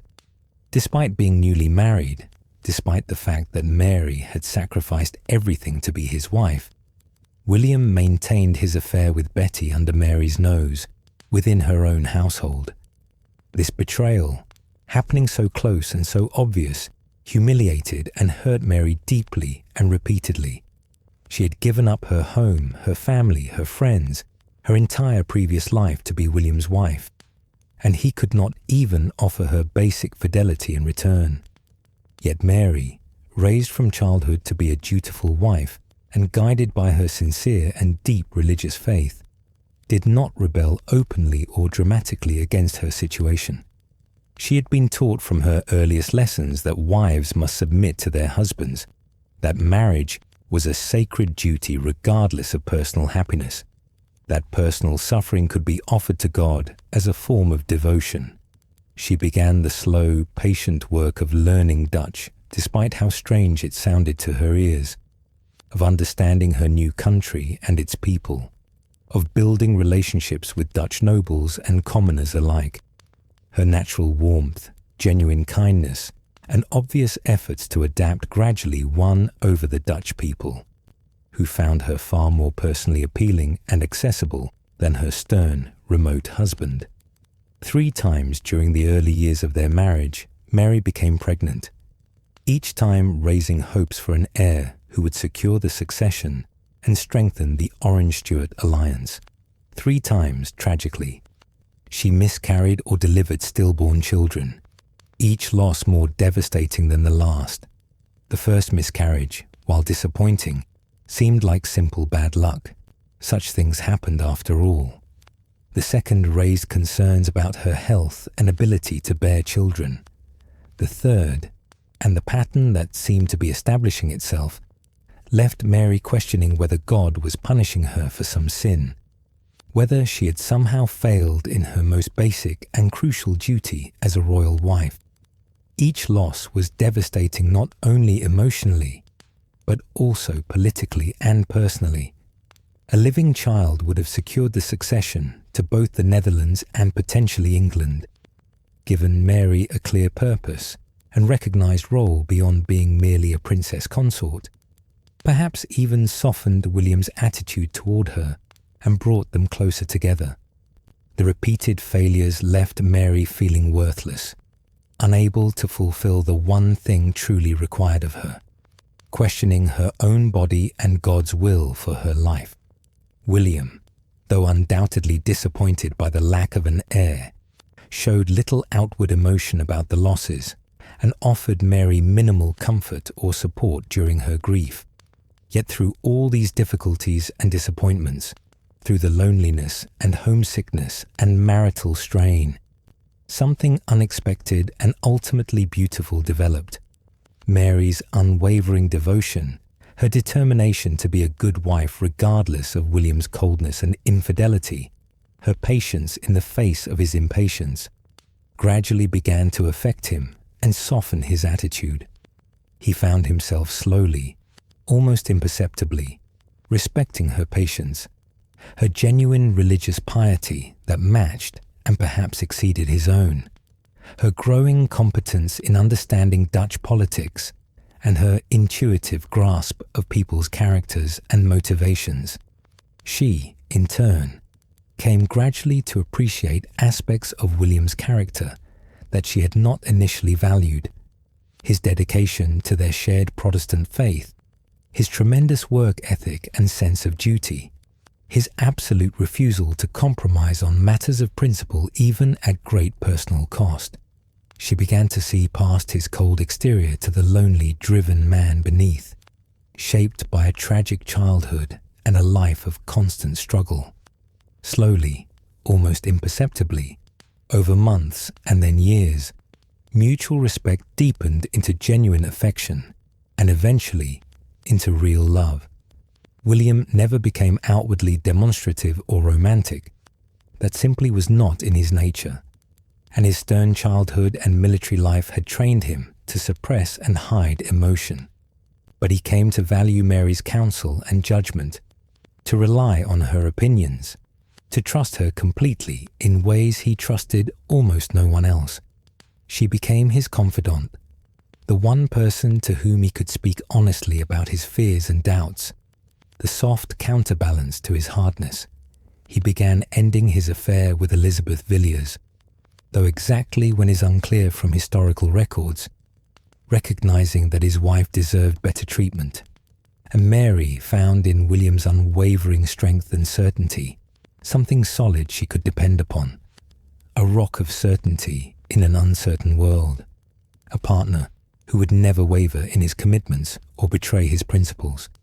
She learned to understand his silences, to interpret his moods from subtle signs, to support him through the endless campaigns and political struggles that defined his life. She became genuinely interested in politics and governance, learning to discuss policy and strategy with real understanding. They developed private jokes, shared interests, comfortable routines that bound them together. Their marriage, despite never producing a living child, which remained a source of private sorrow, neither ever fully overcame, became against all odds and expectations a true partnership built on mutual respect, shared faith, and hard-won love. William learned to consult Mary on important decisions before making them final, to value her perspective, and often to take her advice, to recognize that beneath her gentle exterior lay a sharp mind, strong will, and considerable political acumen. Mary learned to understand William's complex personality, to support him through defeats as well as victories, to govern in his absence, and to be a true partner rather than merely an ornamental consort. This transformation of their marriage, this growth from tears and political calculation to genuine love and partnership, proved crucial for what lay ahead. The girl who had wept at her wedding would have to become a queen ruling 3 kingdoms.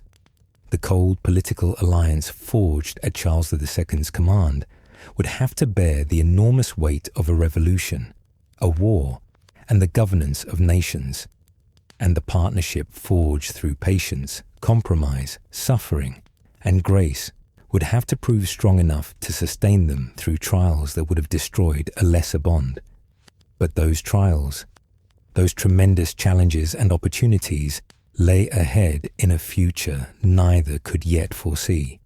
For now, through the early 1680s, they found a kind of contentment in their married life. William continued his endless work organizing coalitions against France, managing Dutch politics, building military strength. Mary supported him, governed the household, maintained correspondence with her English relatives, and practiced the wifely virtues her Anglican faith prescribed. They spent peaceful evenings together at Het Loo, William's favorite palace, walking in the gardens he was developing in the Dutch style, discussing the day's events, finding comfort in each other's company. Picture them, if you will, as you drift towards sleep. William and Mary walking through formal gardens in the soft evening light of a Dutch summer, her hand resting lightly on his arm, speaking quietly about news from England or plans for the next campaign season. Feel the peace they had found together after such a difficult beginning, the slow growth of love in what had begun as merely a cold arrangement of state. Rest in the knowledge that even the most unpromising beginnings can, with patience and grace and commitment, transform into something beautiful and lasting. Let that gentle hope carry you softly into dreams.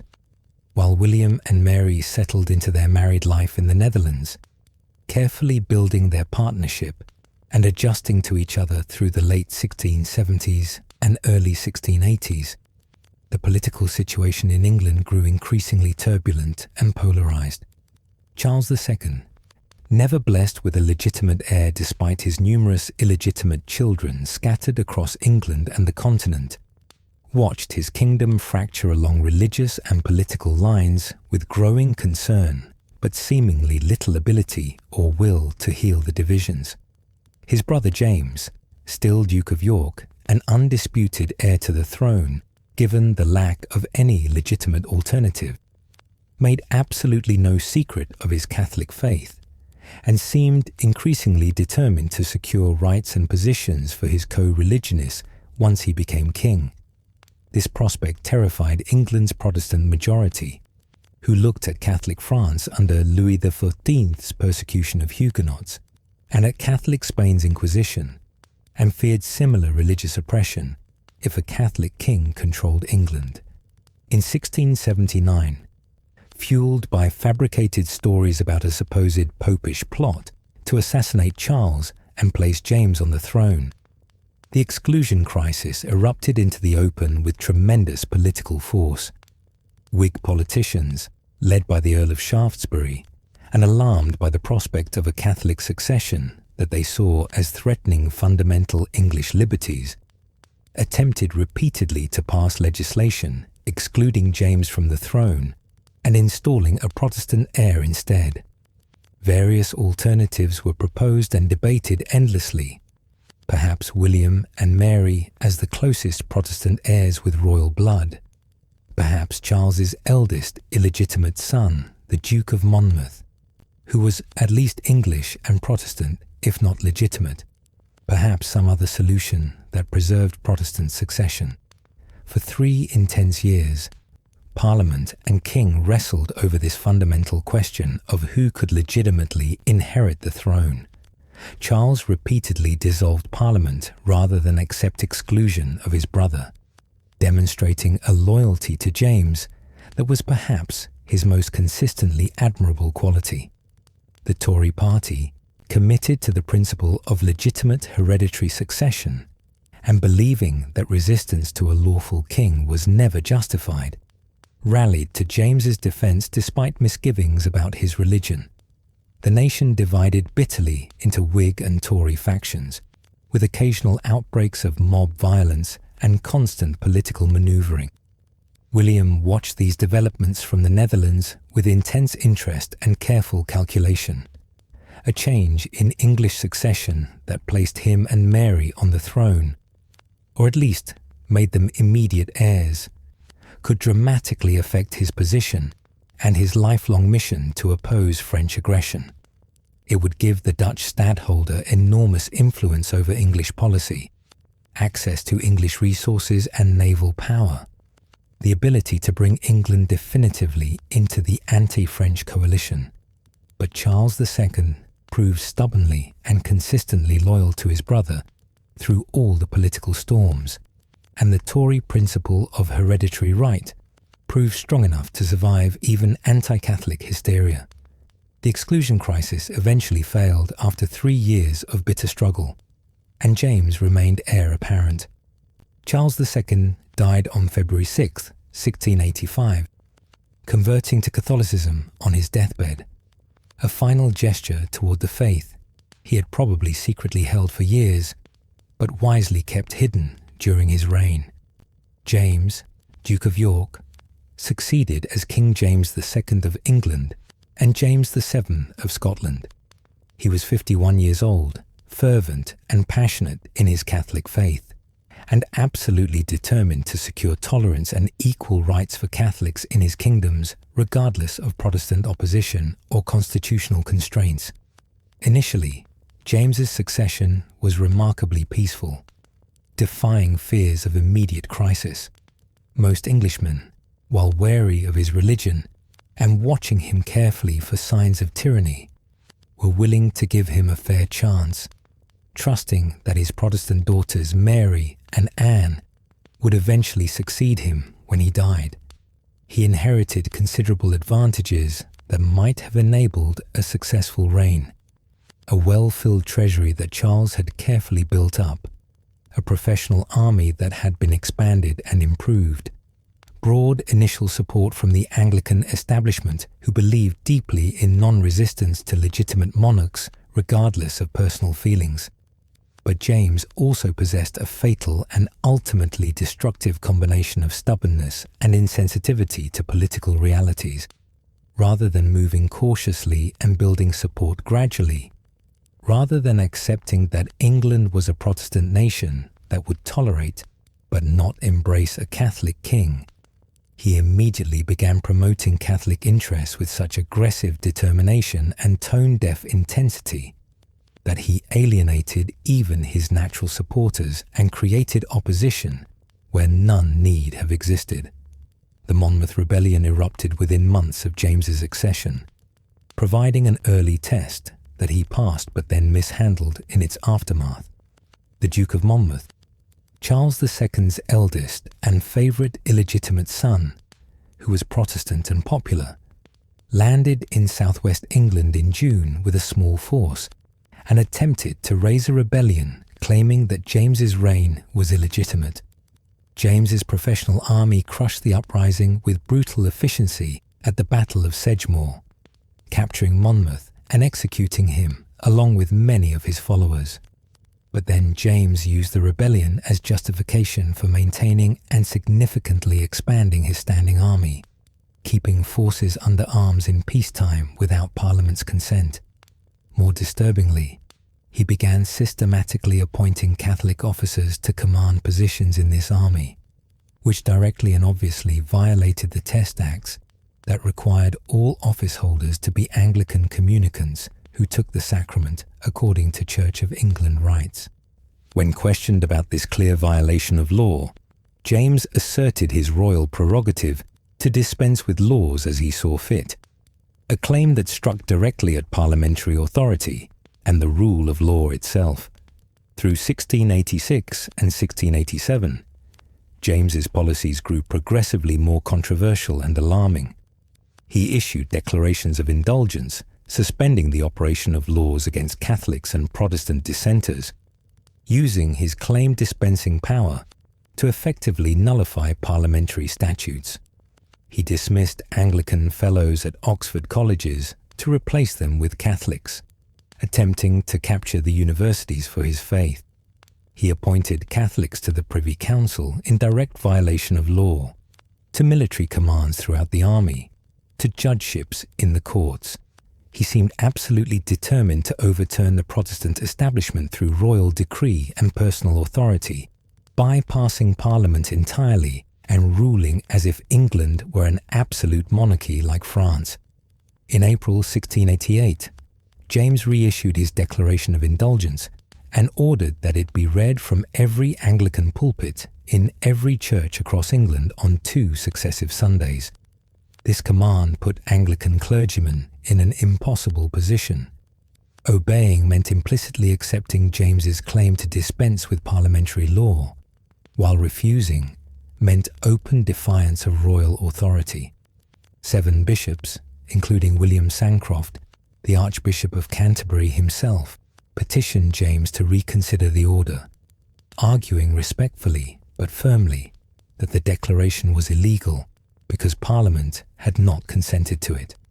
James, furious at this challenge from the church hierarchy he had expected to remain obedient, responded by prosecuting the 7 bishops for seditious libel. The trial became a national sensation, with crowds gathering outside the court and people across England following the proceedings anxiously. When the jury acquitted the bishops in June, refusing to convict them despite clear royal pressure, popular celebrations erupted spontaneously across London. Bonfires blazed, crowds cheered, bells rang in celebration. The verdict showed unmistakably that James had lost the support even of those who traditionally defended royal authority and preached non-resistance. But all these troubles, serious as they were, might still have been manageable politically, if not for one development that changed everything and made crisis inevitable. James's second wife, Mary of Modena, a beautiful young Italian princess he had married after Anne Hyde's death, had endured numerous heartbreaking miscarriages and stillbirths during their long marriage. James was 55, Mary was 41. Most observers, including those most concerned about Catholic succession, assumed realistically that the couple would produce no surviving male children, meaning the throne would pass to Mary of Orange or her younger sister Anne, both Protestant, both raised Anglican, both married to Protestant princes. This expectation, this confident assumption about the succession, allowed many Englishmen to tolerate James's Catholic policies as a temporary aberration that would end with his death. On June 10, 1688, at St. James's Palace in London. Mary of Modena gave birth to a healthy son after hours of difficult labour.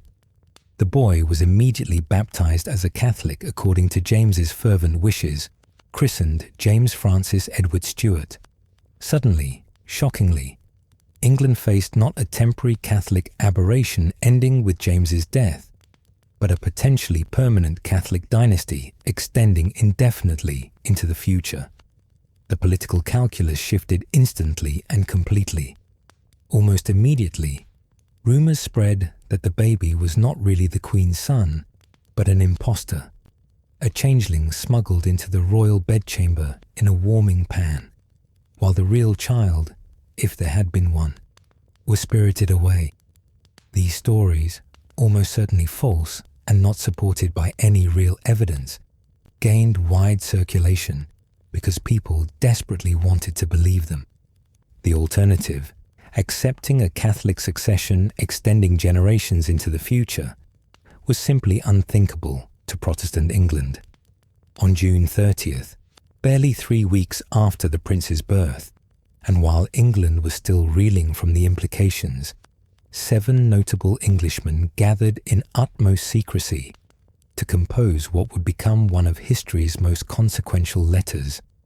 They styled themselves, or would become known to history as, the Immortal Seven: Edward Russell, a naval commander; Henry Sidney, diplomat and courtier; Lord Richard Lumley, a moderate Tory; Henry Compton, the Bishop of London, who had been suspended by James for refusing to discipline an anti-Catholic preacher; Charles Talbot, Earl of Shrewsbury, a former Catholic who had converted to Anglicanism; William Cavendish, Earl of Devonshire, a wealthy Whig nobleman; and Thomas Osborne, Earl of Danby, a former Chief Minister. They represented both Whigs and Tories, a rare and significant moment of unity between the normally antagonistic factions. Their letter, carefully composed to avoid outright treason, while making their intentions unmistakably clear, was addressed to William, Prince of Orange. They described in measured but urgent terms the dire situation in England, James's violations of law and custom, the appointment of Catholics to positions throughout government and military, the birth of the Catholic heir, the nation's worse condition, making it less able to defend ourselves. They suggested, without quite explicitly stating, that if William were to arrive with a substantial military force, he would find widespread support among the population and military. The letter hinted that William might claim the throne for himself and Mary, but phrased everything carefully in terms of rescuing English liberties, investigating the legitimacy of the prince's birth, and calling a free parliament. For William, receiving this letter in The Hague in early July, the invitation presented enormous opportunities balanced against equally enormous risks. If he invaded England successfully, he could bring its vast resources and powerful navy into his lifelong coalition against France, secure his wife's Protestant succession, potentially claim the English crown himself, and unite the naval power of England with the land power of the Netherlands. It was everything he had worked toward for years, the solution to his greatest strategic problem. But if he failed, if James rallied his army and defeated the invasion, if the English people did not support him as promised, if Louis XIV saw this distraction as an opportunity to attack the undefended Netherlands, if the weather turned bad or logistics failed or any of 1,000 things went wrong, he could lose absolutely everything. His reputation as a military commander and political leader, his position as stadtholder, potentially his life and Mary's as well. It was an enormous gamble with everything staked on a single throw. William considered the options with his characteristic methodical calculation. Through the summer of 1688, he consulted extensively with Mary, whose opinion on invading her father's kingdom was absolutely crucial both politically and personally. Mary, though she genuinely loved James as a father despite their religious differences, was genuinely horrified by his Catholic policies and the danger they posed. She believed passionately that they endangered not just the English crown, but English Protestant souls, that they risked returning England to Catholic tyranny and persecution. Her Protestant faith, sincere and deep, took clear precedence over her filial duty. If William believed invasion was necessary to preserve Protestantism in England and secure her rightful succession, she would support him fully, despite the personal cost of opposing her own father. Through the summer and autumn of 1688, William prepared meticulously for the largest amphibious military operation attempted since ancient times, perhaps the largest in history up to that point. He assembled an invasion fleet of over 400 ships, transport vessels, warships, supply ships, hospital ships, every type of vessel that could be found or hired or built. He gathered an army of about 40,000 men, including Dutch regular troops, Huguenot refugees from France, burning with desire for revenge against Catholic persecution, English and Scottish exiles, and mercenaries recruited from across Protestant Europe. He stockpiled supplies, ammunition, horses, equipment, everything an army would need for a campaign of uncertain length. He also negotiated frantically with other European powers to ensure they would not attack the Netherlands during his absence. He secured agreements, promises, understandings that the Dutch Republic would be left in peace while its stadtholder and army were away in England. This diplomatic preparation proved as crucial as the military preparations. Without it, the entire enterprise would have been impossibly risky. Louis XIV, William's great enemy, and the one power that could most easily have stopped this invasion, might have launched an attack on the exposed Dutch Republic while William was in England with most of his army. But Louis made one of the great strategic miscalculations of his reign. He believed that William's English expedition would probably fail, leading to a protracted English civil war that would neutralize both nations as factors in European politics. He also had tempting opportunities to pursue his ambitions in Germany's Rhineland, which seemed more immediately profitable than defending his ally James II. So Louis did essentially nothing while William's fleet assembled in Dutch ports, and his intentions became increasingly obvious. James, initially slow to recognize the scale of the danger despite warnings from his diplomats and spies, began preparing defenses in October as the threat could no longer be ignored. He assembled his army at Salisbury in southern England, recalled trusted officers from Ireland and Scotland, issued proclamations denouncing William as an invader and calling for loyalty.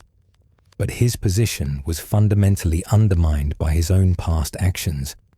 Many officers, though officially serving James, were secretly sympathetic to William, or at least to Protestant succession. Some were in active correspondence with William. The fleet commander, Arthur Herbert, had already openly defected and now commanded William's naval forces. James found himself unable to trust his own military, even as foreign invasion loomed on the horizon. Let us rest here, on the eve of invasion, as William's enormous fleet prepared to sail, and James's army gathered uncertainly at Salisbury. Feel the tension, the uncertainty, the sense that history was balanced on a knife's edge. Close your eyes and imagine the camps and harbours, the soldiers and sailors preparing for actions that would determine the fate of kingdoms. Drift gently into sleep with these images of armies preparing, of ships being loaded, of messages carried secretly through the night, of momentous decisions being made that would change the world. On November 1st, 1688, by the old-style Julian calendar still used in England, or November 11th by the new-style Gregorian calendar adopted in the Netherlands and most of Catholic Europe, William's enormous armada set sail from the Netherlands. It was a stunning, almost unbelievable sight, that witnesses would remember and describe in awestruck detail for the rest of their lives. Hundreds upon hundreds of vessels stretched across the horizon as far as the eye could see, their sails filling the sky with white canvas, banners and flags streaming in the wind, displaying William's personal motto, Je maintiendrai, I will maintain, and the powerful, simple slogan, for the Protestant religion and liberty. The winds, which had blown stubbornly contrary for weeks, while the fleet sat ready in port, suddenly shifted favourable on the very day of departure. What Protestant preachers and propagandists would later call the Protestant wind, divine providence showing its favour toward the righteous Protestant cause against Catholic tyranny. Whether divine intervention or merely fortunate meteorology, the timing was certainly remarkable and greatly encouraged William's soldiers and sailors who took it as a favourable omen. The massive fleet sailed down the English Channel in a spectacle of military power, designed as much to impress and intimidate as to transport troops. The formation deliberately passed in full view of the English coast, close enough that people could see the ships from shore, so that word would spread throughout England of the enormous force approaching. James's navy, though respectable in size, made no serious attempt to intercept the invasion fleet, partly due to contrary winds, but also partly due to the uncertain loyalty of officers and crews who were not eager to fight fellow Protestants on behalf of a Catholic king's policies. On November 5th, coincidentally, Guy Fawkes Day, the anniversary of the failed Catholic gunpowder plot of 1605, which made for excellent symbolism, William's fleet landed at Brixham in Torbay on the Devon coast of southwest England. His forces disembarked unopposed over several days, unloading horses, artillery, supplies, establishing a beachhead that would have been vulnerable to attack had James's forces been nearby and willing to fight. But no opposition materialized. The landing was, as later historians would note, the last successful foreign invasion of England, a remarkable achievement accomplished without firing a shot at the landing site. William's army then began its carefully planned march inland from the coast. They advanced in disciplined formation, a truly multinational Protestant force moving through the English countryside. Dutch infantry in their distinctive blue coats marched alongside French Huguenot regiments, burning with desire for revenge against Louis XIV's persecution. German mercenaries, Scandinavian volunteers, and growing numbers of English volunteers who joined the march as it progressed. It was an impressive and somewhat intimidating sight. Organized, well supplied, clearly professional in training and discipline. English observers, accustomed to the somewhat ragged appearance and uncertain discipline of their own militia forces, were suitably impressed and intimidated by this continental military machine marching through their towns. William established his headquarters at Exeter, an important regional centre with symbolic significance as a traditional stronghold of English Protestantism. There he waited strategically to see how England would respond. Would James's army march west to give battle? Would the English people rise in support of their Catholic king against this foreign invader? Or would they accept William's carefully crafted propaganda message that he came not to conquer, but merely to secure a free parliament, investigate the suspicious circumstances of the prince's birth, and protect Protestant religion and English liberties? The response exceeded William's most optimistic hopes and probably surprised even him with its speed and enthusiasm. Town after town declared for him as news of the landing spread. Local nobles and gentry began arriving at his camp in Exeter, pledging their support and bringing their retainers. Most importantly, and most devastatingly for James, elements of his own army started to defect to William's side. Lord Cornbury, commanding several cavalry regiments, attempted to bring his entire force over to William, though poor coordination and James's suspicions spoiled this particular defection. The precedent and principle was established that the army's loyalty was questionable. James's own family began abandoning him with shocking rapidity. His nephew, the Duke of Grafton, one of Charles II's illegitimate sons, left the royal camp and declared for William. Even more painfully and symbolically, James's younger daughter Anne, who had initially seemed to support her father, fled from London to join the growing movement supporting William and Mary. Anne's defection was particularly devastating. If even his own daughter would not stand by him, what hope did James have of maintaining broader support? James, at Salisbury with his main army, found himself in an impossible and deteriorating position. His officers reported with increasing alarm that the men's loyalty was questionable at best, that further defections were likely and perhaps imminent, that attempting battle might result in disaster if significant portions of the army simply refused to fight or switched sides during combat.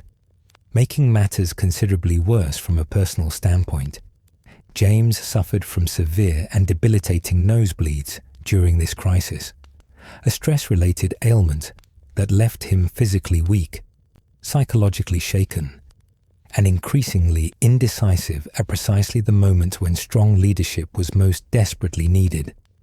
On November 23rd, rather than risk a battle he might lose through treachery within his own ranks, James ordered his army to retreat toward London. It was a devastating admission of weakness that effectively conceded the military initiative to William. The retreat quickly became a rout of morale, if not of military discipline. More officers defected as the army pulled back, including most devastatingly John Churchill, one of James's most trusted commanders and a genuinely talented military leader. Churchill's defection, driven by Protestant conviction and concern for his family's future, was both symptom and cause of the complete collapse of confidence in James's leadership. The army that had seemed formidable on paper weeks earlier dissolved as an effective fighting force, not through defeat in battle, but through the complete collapse of morale and loyalty. James, returning to London deeply shaken and increasingly paranoid, found his support evaporating everywhere he turned. The Navy had declared for William. London's trained bands, the citizen militia, were unreliable at best, openly hostile at worst. Even his own ministers were sending secret messages to William's approaching army, hedging their bets and preparing for the seemingly inevitable transition of power. On December 10th, James made his first desperate attempt to flee the country. He had already dispatched his wife Mary of Modena and infant son James Francis Edward to France several days earlier, sending them with trusted guards in a small boat across the Channel on a dark December night. Now James himself attempted to follow, disguising himself as best he could, throwing the Great Seal of England into the Thames in a gesture of frustrated abdication as he passed, hoping to escape to France and Louis XIV's protection. But his escape was badly bungled by poor planning and simple bad luck. Fishermen in Kent, not recognizing the tall, oddly dressed stranger in their midst, detained him as a suspicious person, possibly attempting to smuggle or evade customs. When his identity was discovered, he was brought back to London against his will. He found himself effectively a prisoner in his own capital, guarded nominally for his protection, but actually prevented from leaving. It was a humiliating end to what had been an ill-fated reign, lasting less than 4 years. William, meanwhile, continued his methodical advance toward London. He did not hurry. There was no need for haste now. Every day that passed saw more declarations in his favor, more of James's remaining support crumbling away, more nobles and gentry coming to his camp to pledge loyalty. By mid-December, William's forces had reached the outskirts of London, taking up positions at carefully chosen locations that effectively controlled access to the capital. while avoiding the appearance of hostile siege. James, humiliated by his failed escape, and now virtually imprisoned in his own palace, recognized that his cause was completely hopeless.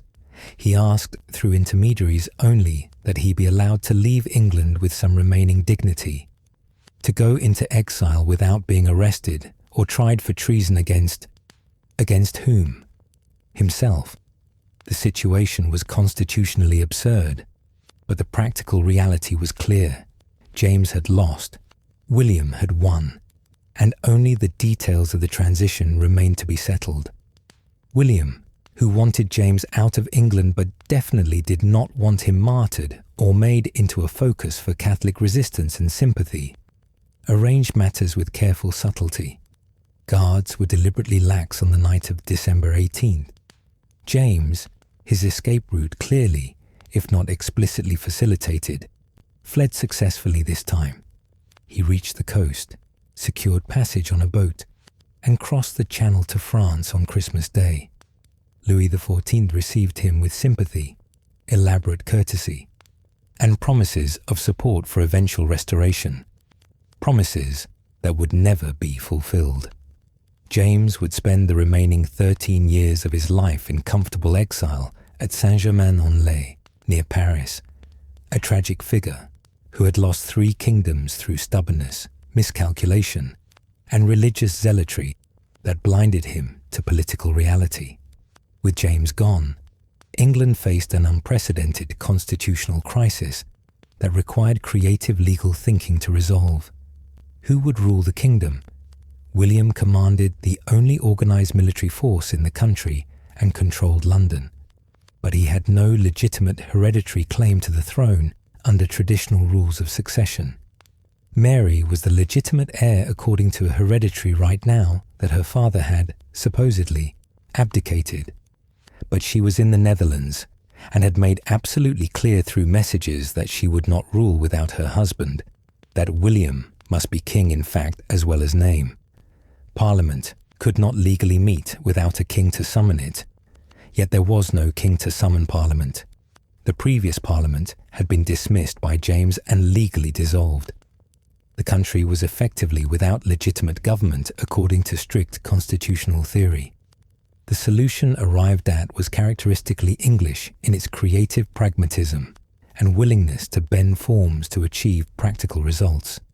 A convention parliament, not technically a parliament because it was not summoned by royal authority, but close enough to function as one, assembled in January 1689 at William's invitation. The members, including both Lords and Commons, engaged in several days of intense debate about how to proceed. After much argument and political manoeuvring, they concluded through a combination of legal reasoning and political necessity that James had abdicated the throne. The word was carefully chosen, not deposed, which would have implied that Parliament could remove kings at will, but abdicated, suggesting James had voluntarily given up the throne by fleeing and throwing away the Great Seal. This legal fiction, accepted by enough people to become effective political reality, meant that the throne was technically vacant. The convention then offered the crown jointly to William and Mary, with the crucial stipulation that William would be senior partner who exercised executive power even when both were present in England. Mary would be queen in title and rank, but William would actually govern and command. This was a highly unusual arrangement, carefully crafted to satisfy multiple constituencies with different concerns and interests. Mary's hereditary claim gave constitutional legitimacy and continuity. She was James's daughter, next in line by blood. William's military success and administrative ability provided practical governance and security. He had the army, the experience, the political skill. The joint monarchy allowed both to be crowned while making clear that William would actually rule. It was a compromise that, like many English constitutional arrangements throughout history, worked precisely because it was not theoretically pure or logically consistent, but rather practically effective. But the convention did not simply hand over unlimited power to the new monarchs. They presented William and Mary with a Declaration of Rights, which became the Bill of Rights after formal passage later that year, before accepting them as King and Queen. This crucial document established fundamental limitations on royal authority that would shape British government for centuries. The monarch could not suspend laws or dispense with their execution without Parliament's consent. The monarch could not maintain a standing army in peacetime without parliamentary permission. The monarch could not levy taxes without parliamentary approval. Free elections, freedom of speech in Parliament, the right to petition the monarch, and other protections were guaranteed in writing. Most significantly, for William's purposes, the document explicitly barred Catholics from the throne and required the monarch to be Protestant. William accepted these terms without visible protest or objection. He was fundamentally a practical man, not concerned with theoretical absolute power or abstract sovereignty. What mattered to him was having sufficient practical authority to govern effectively and, most importantly, to bring England's considerable resources into the war against France. Constitutional niceties and limitations mattered far less than practical reality.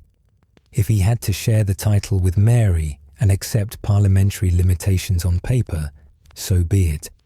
He would still command the military, control foreign policy, direct England's power toward his life's great purpose, checking French ambitions. On February 13th, 1689, at a formal ceremony in Whitehall, William and Mary accepted the declaration and were jointly proclaimed King William III and Queen Mary II of England. On April 11th, they were crowned in Westminster Abbey in an elaborate ceremony that followed ancient traditions while acknowledging the revolutionary nature of their accession. A special coronation chair had to be constructed for Mary, since the ancient coronation chair that held the Stone of Scone could accommodate only one monarch at a time. The couple took their oaths side by side, promised to uphold Protestant religion and govern according to the laws of Parliament, and received the symbols of royal authority, crown, sceptre, orb, from the Archbishop of Canterbury. The Glorious Revolution, as Protestant preachers soon enthusiastically dubbed these events, was essentially complete in England. It had been remarkably, almost miraculously bloodless, at least within England proper. No major battles had been fought between organised armies. James had fled rather than face civil war and potential defeat. The transfer of power, though constitutionally questionable and achieved through foreign invasion, had been accomplished with minimal violence and bloodshed. English Protestants celebrated with genuine joy their deliverance from Catholic rule and the establishment of what they saw as a limited, law-bound monarchy that respected traditional liberties and Protestant religion. But the revolution was far from entirely glorious, and certainly not entirely bloodless. When viewed from a broader perspective, Scotland remained to be won over, with resistance to the new regime persisting for years. Ireland, overwhelmingly Catholic and deeply loyal to James, would fight a brutal war for 3 more years, and the constitutional settlement, however elegant and carefully crafted on paper, would need to be tested and proven through the hard, grinding work of actual governance and the complexities of European warfare. William and Mary had gained 3 crowns, England, Scotland, Ireland, but keeping them and managing the resulting responsibilities and challenges would prove far more difficult than the relatively straightforward invasion and political manoeuvring of late 1688 and early 1689. The real work of their joint reign was just beginning, and it would test both of them in ways they could not yet fully anticipate. Still, for this one brief moment in February 1689, there was celebration, joy, and cautious optimism.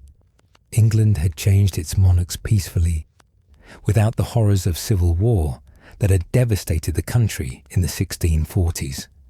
Protestant succession seemed secure for the foreseeable future. Parliamentary authority had been strengthened and made explicit through the Bill of Rights. The Dutch stadtholder and English princess sat together on the throne of England, united in marriage and now in sovereignty. It appeared to be a new beginning, a decisive break with the troubled absolutist tendencies of the later Stuart period, a foundation for stable Protestant governance based on cooperation between Crown and Parliament. The reality would prove considerably more complicated, messy, and challenging. But those difficulties lay ahead in a future not yet written. For now, in this moment of triumph and hope, let us rest peacefully. Let the image of William and Mary crowned together before cheering crowds carry you into gentle dreams. Imagine the ceremony in Westminster Abbey, the ancient stones echoing with proclamations of new monarchs, the weight of ancient crowns being placed on royal heads while witnesses from across Europe watched. Feel the sense of possibility, of crisis averted through courage and calculation, of a people who had changed their government without destroying it entirely. Let these images of coronation and celebration carry you softly towards sleep, peaceful and content in this moment of historical transformation. While England celebrated its bloodless revolution with bonfires, bell ringing, and Thanksgiving services, Ireland presented an entirely different and far more dangerous situation that would require years of brutal warfare to resolve. The island, predominantly Catholic with perhaps 3/4 of the population adhering to the old faith, viewed James II not as a tyrant to be overthrown, but as a deliverer who might finally restore their confiscated lands, guarantee their religious rights, and reverse generations of Protestant oppression and colonization. When James fled to France and William claimed the throne in his place, most of Ireland simply refused to accept the change. Richard Talbot, Earl of Tyrconnell, had been James's Lord Deputy in Ireland since 1687.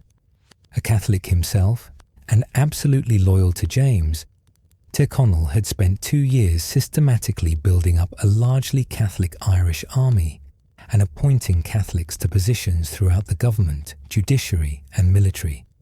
He had the weapons, the men, and the determination to hold Ireland for James against the Protestant usurper. Now, rather than submitting meekly to William's new regime, Tyrconnell proclaimed his continued loyalty to James II and controlled nearly the entire island except for a few isolated Protestant strongholds in the northern province of Ulster. The most important of these Protestant enclaves was Londonderry, a strongly fortified city on the northwest coast of Ireland.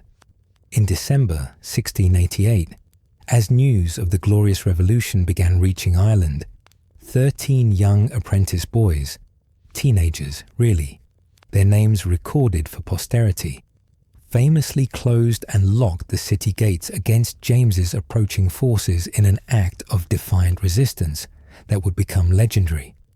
The city's defenders, a mixture of Protestant settlers who had colonized Ulster and local sympathizers, prepared to hold out despite being heavily outnumbered and lacking adequate supplies for a long siege.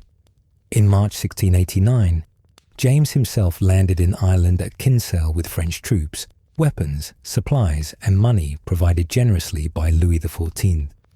For James, Ireland represented his best and perhaps only realistic hope of restoration to power. If he could secure the island completely, he might use it as a base from which to invade Scotland or England, rallying Catholic and Jacobite support as he advanced. The strategy was not unreasonable from a military perspective. Ireland had served as a base for attacks on England before, and its proximity to Scotland and England made it a genuine strategic threat that William could not simply ignore. But James faced determined and desperate resistance from the Protestant enclaves who knew they were fighting for survival. Londonderry endured a brutal, desperate siege from April to late July 1689 that became one of the legendary resistance stories in Protestant Irish history. Thousands died within the walls from starvation and disease as the siege dragged on for 105 days. Conditions became horrific. People ate horses, dogs, rats, anything they could find. Disease spread through the crowded city. The defenders grew increasingly weak and desperate. But crucially, vitally, they refused to surrender despite increasingly generous terms offered by the Jacobite besiegers. When a relief fleet finally broke through the river boom blocking access to the city in late July, ending the siege and bringing desperately needed food, it confirmed Londonderry's resistance as an example of Protestant determination and sacrifice. To this day, Londonderry's siege and the cry "No Surrender" remain powerful symbols in Northern Irish Protestant culture and identity. William, busy through 1689 consolidating his rule in England, managing the outbreak of the 9 Years' War with France on the continent, and dealing with the enormous complications of suddenly ruling 3 kingdoms, could not personally lead the Irish campaign in its first year. He sent his elderly military mentor, Marshal Frederick Schomberg, with an expeditionary force to Ireland. Schomberg, 73 years old but still vigorous and experienced, was a veteran of countless European wars and one of the finest commanders of the age. He landed in Ulster in August 1689 and began the slow, methodical work of pushing south against Jacobite forces, relieving Protestant strongholds and securing territory. But progress was frustratingly slow and limited. The campaign stalled through autumn and winter, with both sides suffering far more casualties from disease, exposure, and poor logistics than from actual combat. The Irish climate, cold, wet, disease-ridden, proved as deadly as any enemy army. Schomberg's forces, though professional and well-trained, found themselves unable to achieve decisive victory, partly due to supply problems and partly due to the stubborn resistance of Jacobite forces defending their homeland. By spring 1690, William concluded that he must take personal command of the Irish campaign if it was to be concluded successfully in reasonable time. In June, he landed at Carrickfergus, near Belfast, with substantial reinforcements, Dutch, English, Danish, and German regiments totaling over 30,000 men. His arrival transformed the campaign immediately. The Williamite army now had overwhelming numerical superiority, professional leadership, and the supplies needed for sustained offensive operations. James, who had been consolidating his position in the south of Ireland and hoping that French support might tip the balance, now faced a truly formidable opponent with superior numbers and resources. The 2 kings, deposed Catholic father-in-law and Protestant son-in-law, who had taken his throne, manoeuvred their armies toward confrontation that would decide Ireland's fate and symbolize the larger religious and political struggles dividing Europe. James established a defensive position along the River Boyne, about 25 miles north of Dublin. The location offered reasonably good terrain for defense. The river provided a natural obstacle that would slow any Williamite attack, and his flanks were secured by marshy ground that would be difficult for cavalry to cross. It was the logical place to make a stand, blocking William's approach to Dublin and forcing a battle on ground that favoured the defenders. On June 30th, 1690, William personally surveyed the Jacobite positions from a distance, studying the enemy deployment through his telescope with the careful attention to detail that characterized his military approach. As he and his staff of officers studied the ground, Jacobite artillery spotted the group of mounted men on the heights and opened fire with their heaviest guns. One cannonball passed close enough to graze William's shoulder, tearing through cloth and flesh, drawing blood and causing immediate sharp pain. The wound was not serious. William had been extraordinarily lucky, as the ball had passed within inches of killing him instantly, but it bled profusely and looked worse than it was. Rumours immediately spread wildly through both camps that William had been killed. The Williamite army fell into brief panic, while the Jacobite forces celebrated what they hoped was divine intervention. But William recovered quickly, making light of the wound with characteristic stoicism. He had himself bandaged and then deliberately showed himself to his troops that evening to dispel the rumours of his death, riding through the camp so soldiers could see him alive. His calm courage in the face of injury boosted morale enormously. That evening, William held a council of war with his senior commanders to finalize plans for the next day's battle. The strategy was relatively straightforward, based on superior numbers and basic tactical principles.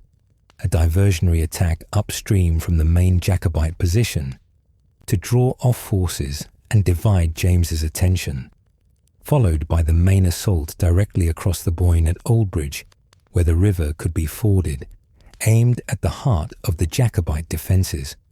July 1st dawned cool and misty over the River Boyne. William's enormous army, over 36,000 strong and constituting one of the largest forces he had ever commanded, began its carefully coordinated movements at first light. The upstream flanking force, about 10,000 men under Count Schomberg, the marshal's son, crossed the river several miles from the main position without opposition and began advancing on the Jacobite left wing. James, uncertain whether this was the main attack or merely a feint, sent several of his best regiments, including most of his French professional troops, to counter this threat. This weakened his centre at Oldbridge, exactly as William had planned and hoped. At Oldbridge, the main Williamite force began crossing the Boyne in mid-morning. The river, though shallow enough to ford at several points, still presented significant obstacles. The muddy bottom that grabbed at boots and hooves, the current that pushed against men trying to keep their footing, the vulnerability of troops mid-crossing who could not easily defend themselves or maintain formation. Jacobite infantry lined up along the south bank poured musket fire into the approaching enemy, and artillery added their deadly contribution, causing significant casualties, but ultimately unable to stop the determined advance of so many attackers. The Duke of Schomberg, William's elderly and distinguished second-in-command, personally led one of the assault columns in the finest tradition of old-school military leadership. The veteran marshal, who had fought in wars across Europe for over half a century, waded into the river with his men, urging them forward. But in the fierce close quarters fighting on the riverbank, as Williamite forces struggled up onto dry land, Schomberg was struck down. Exactly how he died remains unclear in the confusion of battle. Some accounts say musket fire, others cavalry sabre.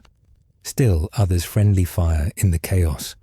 Whatever the cause, the 75-year-old commander fell and died on the riverbank.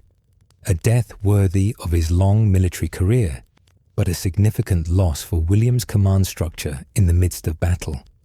By early afternoon, despite stubborn and sometimes fierce Jacobite resistance, William's numerical superiority and superior coordination had prevailed at multiple crossing points. His forces had successfully crossed the Boyne in several places, were establishing themselves on the south bank in strength, and had begun to turn the Jacobite flanks, threatening to encircle James's army if it remained in position. The battle was effectively won, though fighting continued for hours more before this became clear to everyone. James, watching the battle's progress from a position behind his lines, saw clearly that his army was beaten and the situation hopeless. Rather than remaining with his troops to rally them or organize a fighting withdrawal, James made the fateful decision to flee the battlefield while fighting still continued. His hasty departure, racing toward Dublin and then onward to the coast and exile, demoralized his troops catastrophically. Many Jacobite soldiers felt they were still fighting effectively, still holding positions, and could have continued if their king had remained to lead them.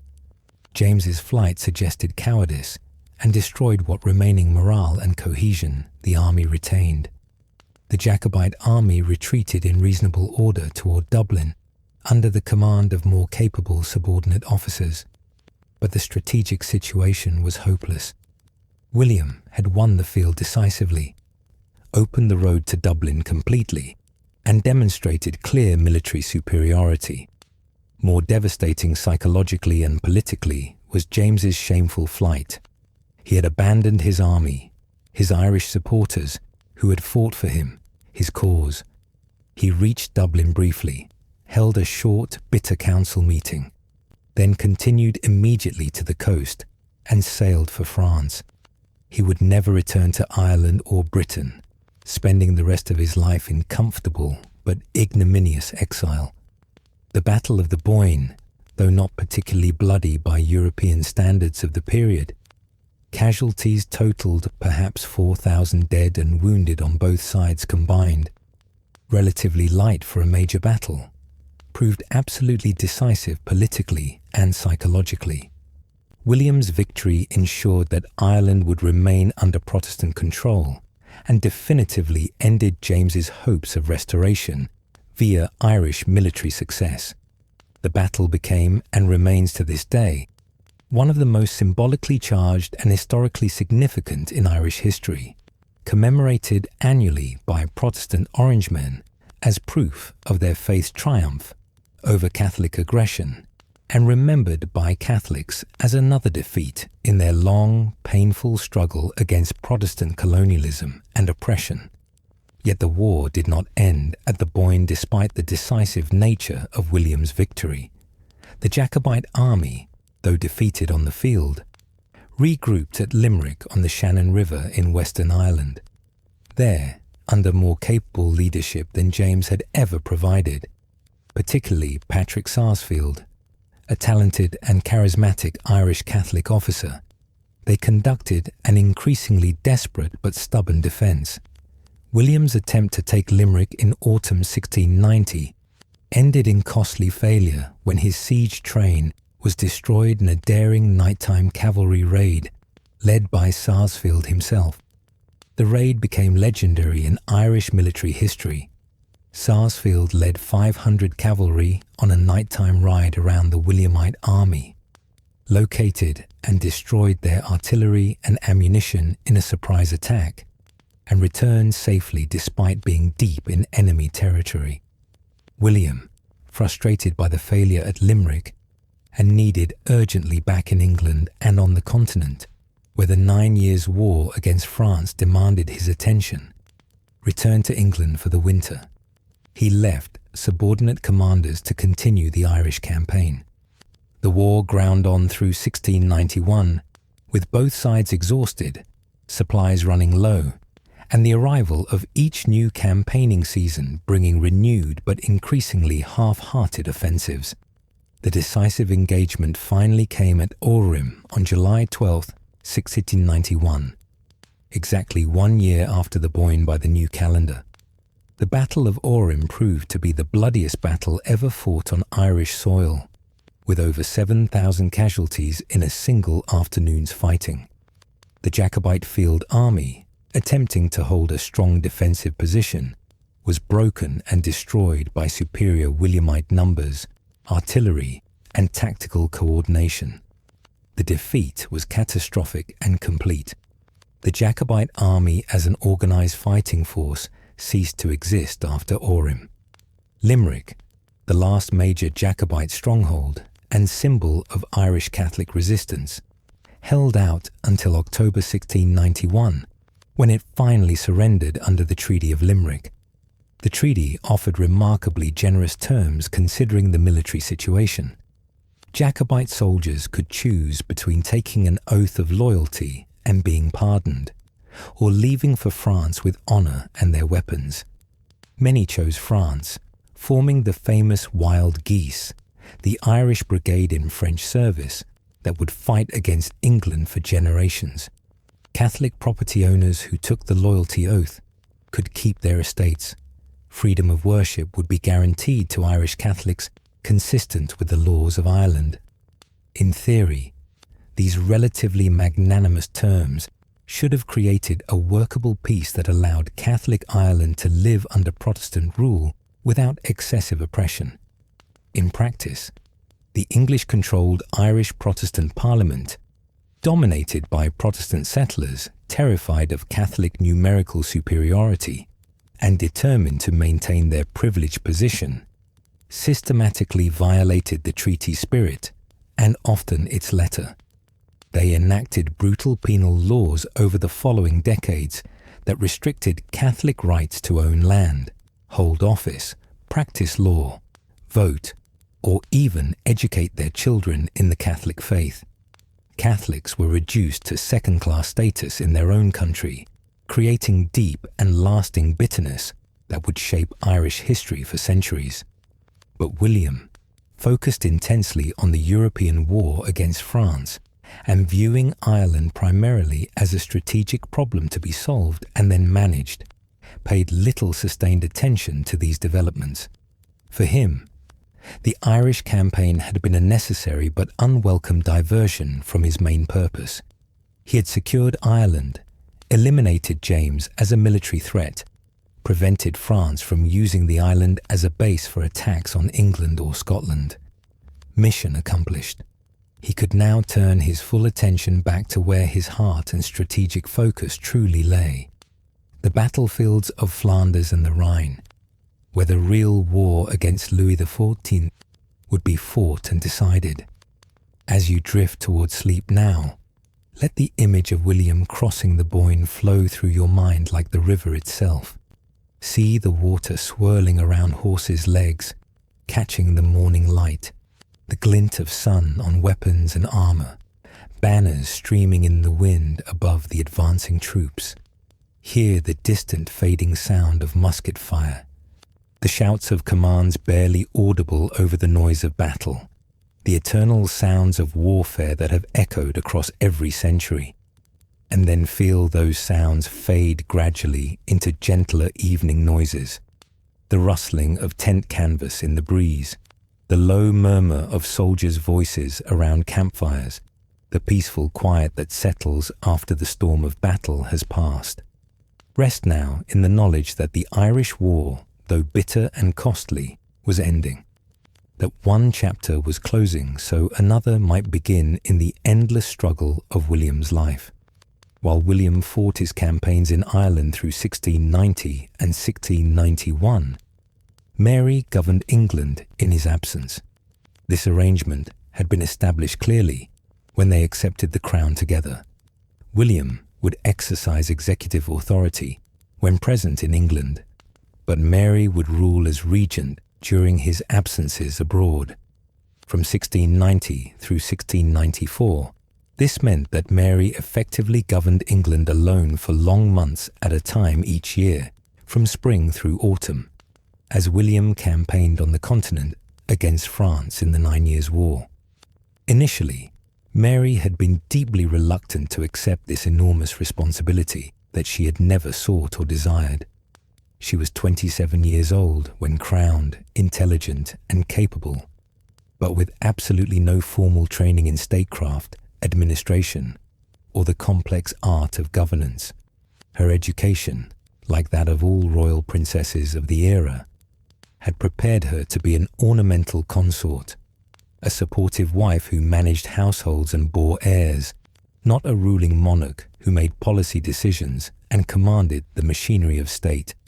She had spent the previous 13 years in the Netherlands, learning Dutch customs and supporting William's role as stadtholder, but she had not studied the bewildering complexities of English governance, the personalities and factions of English politics, or the intricate web of interests and rivalries that characterized the English court and parliament.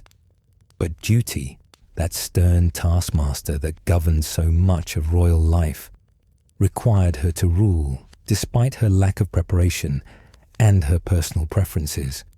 William would be absent fighting wars that were essential to European security, and someone must govern England in his absence. That someone could only be Mary. She approached the daunting task with characteristic determination and a deep sense of religious obligation. God had placed her in this position, however unlikely and unwelcome, and she would fulfill her duty to the best of her considerable abilities. Mary presided over regular Privy Council meetings, sitting at the head of the long table in the council chamber, while experienced male ministers and advisers presented issues, debated options, and offered recommendations. She signed countless documents, commissions, warrants, proclamations, pardons, appointments, each requiring her careful attention and judgment. She made appointments to positions throughout government, church, and military, weighing candidates' merits and political loyalties. She handled the endless routine administration that kept the government functioning, reviewing reports, answering petitions, mediating disputes, making the thousands of small decisions that collectively constituted governance. William had left trusted advisers to assist her, including capable ministers who managed the day-to-day operations of government departments. But the final decisions, the ultimate responsibility, rested with Mary. She could not simply defer everything to advisers and ministers. She was the regent, the authority in England during William's absence, and she had to decide. She proved surprisingly capable at this work, developing quickly a firm hand when circumstances required it, and demonstrating enough political sense and intuition to navigate successfully the factions and rivalries that were eternal features of English political life. Mary's personal popularity helped her governance considerably and made her role far easier than it might otherwise have been, where William was widely seen as foreign, cold, distant, and overly focused on continental wars that ordinary English people did not understand or care about. Mary was viewed as genuinely and authentically English, warm in her personal manner, accessible, and deeply pious in ways that resonated with her Protestant subjects. Her Protestant devotion was absolutely never in question. She attended services regularly, supported the Church of England generously, and lived according to strict moral principles that won approval even from critics. The Queen made considerable and sustained efforts to support the established church and combat what she and many others saw as declining moral standards in Restoration England. She issued formal proclamations against vice and immorality, supporting the various religious societies that had formed to promote moral reform. She set a personal example of serious Christian living, avoiding the theatre and elaborate entertainments she had once enjoyed, dressing modestly, keeping the Sabbath strictly, and devoting time to prayer and religious reading. Her court was notably more sober and restrained than Charles II's had been, reflecting her genuine religious convictions rather than mere political calculation. Mary also managed difficult personal challenges with notable grace and discretion. Her father James, living in comfortable exile in France at Louis XIV's expense, wrote her painful letters expressing his deep hurt at what he saw as her betrayal of filial duty. He reminded her that she was his daughter, that she owed him obedience and loyalty, that her usurpation of his throne was both politically wrong and morally sinful. These letters distressed Mary profoundly. She genuinely loved her father despite their political and religious differences, and his pain caused her real anguish and guilt. But she believed firmly, with the absolute conviction that only sincere religious faith can provide, that her duty to God, to the Protestant religion, and to England's welfare superseded her filial obligation to an earthly father.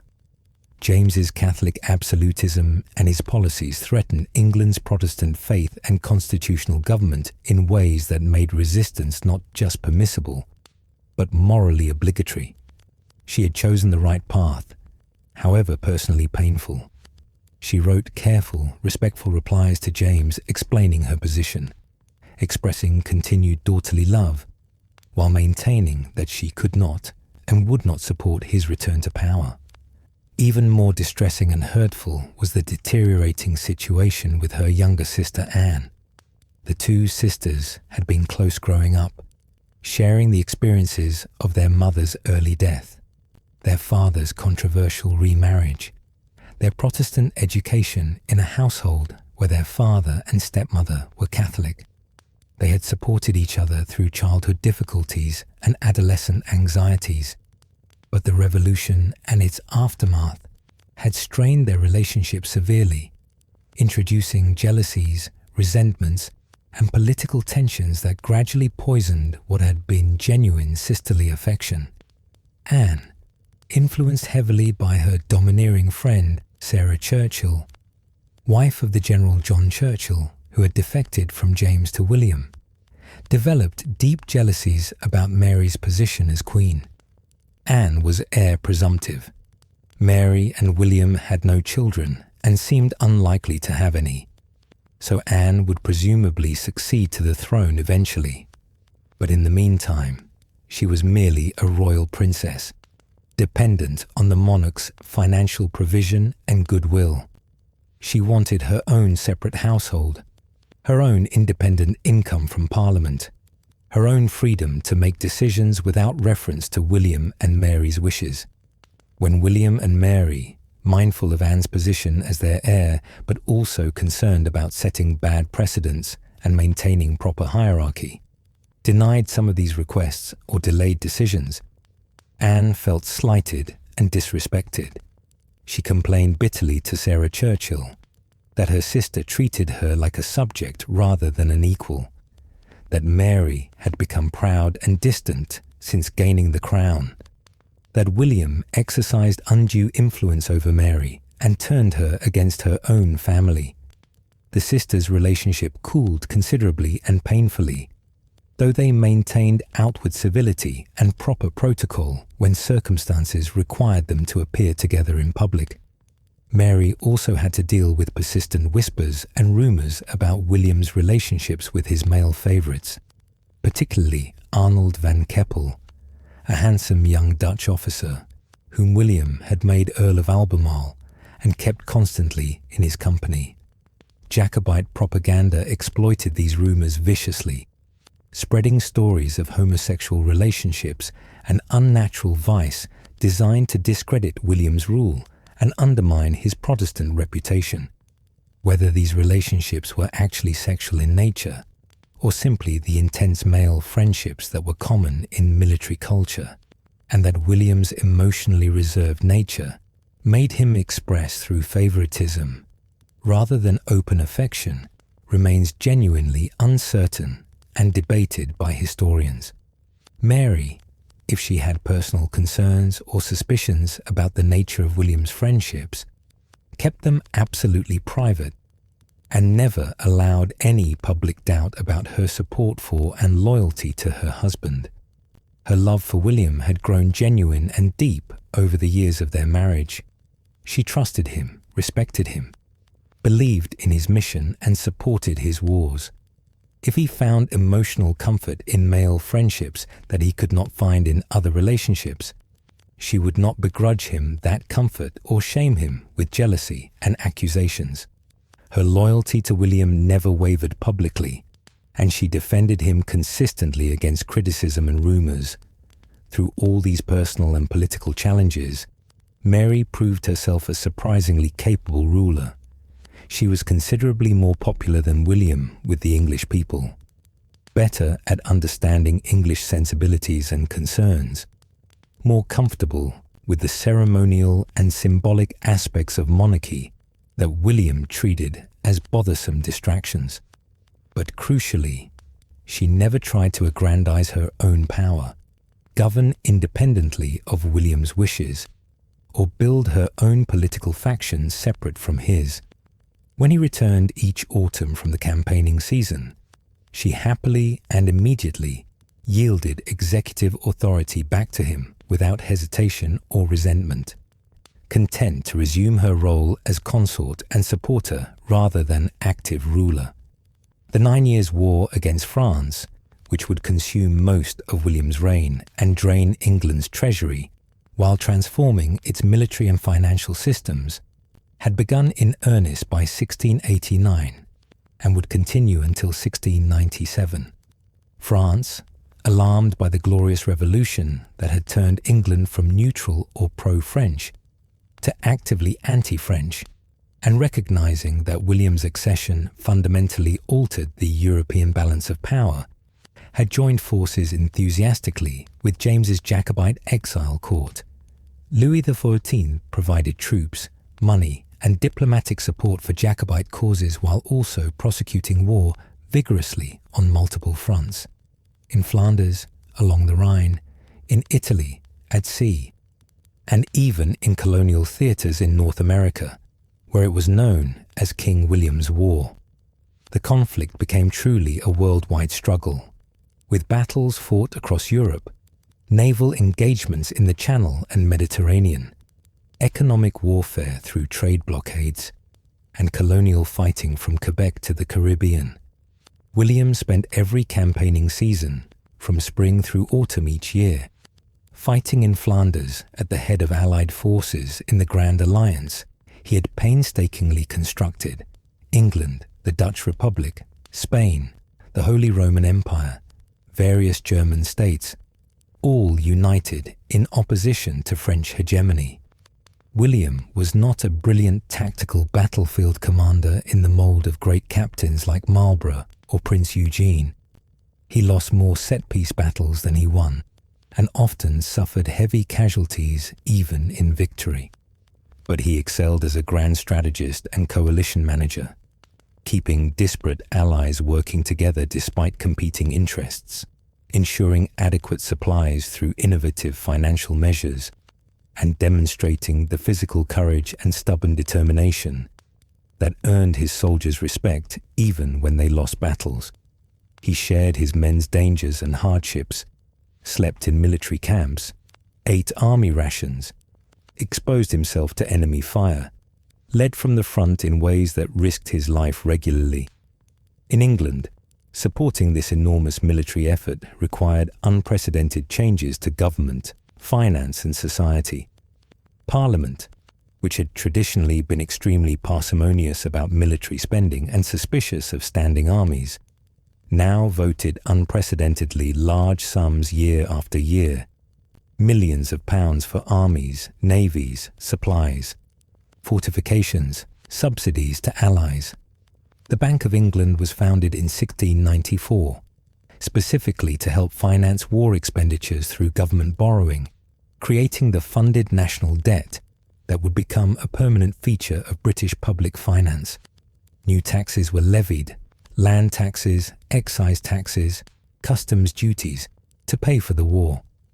New administrative structures emerged to manage the larger military forces and more complex logistics. England was being transformed, largely through the pressures and necessities of this war, from a second-tier European power into a major military and financial force capable of projecting power globally. The process was expensive, disruptive, and often unpopular, but it laid the foundations for the later British Empire's dominance in the 18th century. Mary supported William's war policy absolutely and without reservation, using her considerable personal influence and popularity to maintain parliamentary backing even when costs mounted frighteningly and decisive victories seemed frustratingly distant. She understood intuitively and shared William's conviction that the conflict with Louis XIV's France was essentially existential. French Catholic absolutism represented everything they opposed, backed by overwhelming military power that threatened to dominate all Europe if not checked. But the constant stress of governance, the months-long separations from William during each campaigning season, the burdens of responsibility she had never sought, and the physical demands of endless ceremonial duties gradually took their toll on Mary's health and vitality.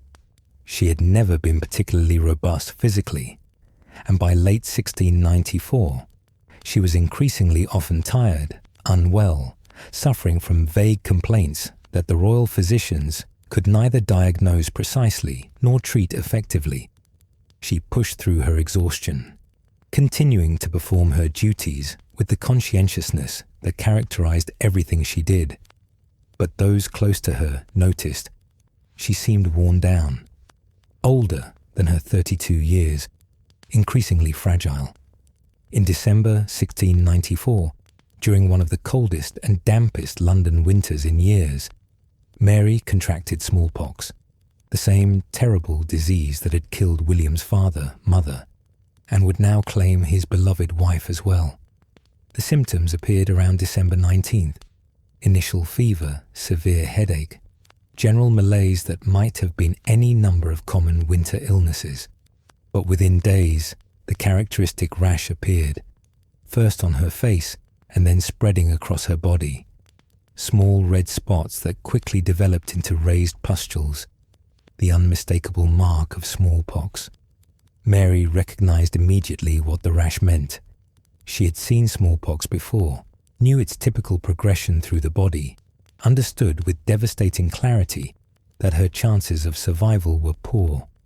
Smallpox killed perhaps 30% of those who contracted it, and killed at even higher rates among adults and those in weakened health. She faced the reality of her impending death with remarkable composure born of her deep religious faith.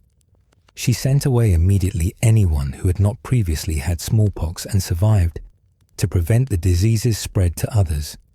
Even her beloved sister Anne, who was pregnant and wanted desperately to visit Mary one final time, was firmly but kindly turned away to protect her and her unborn child.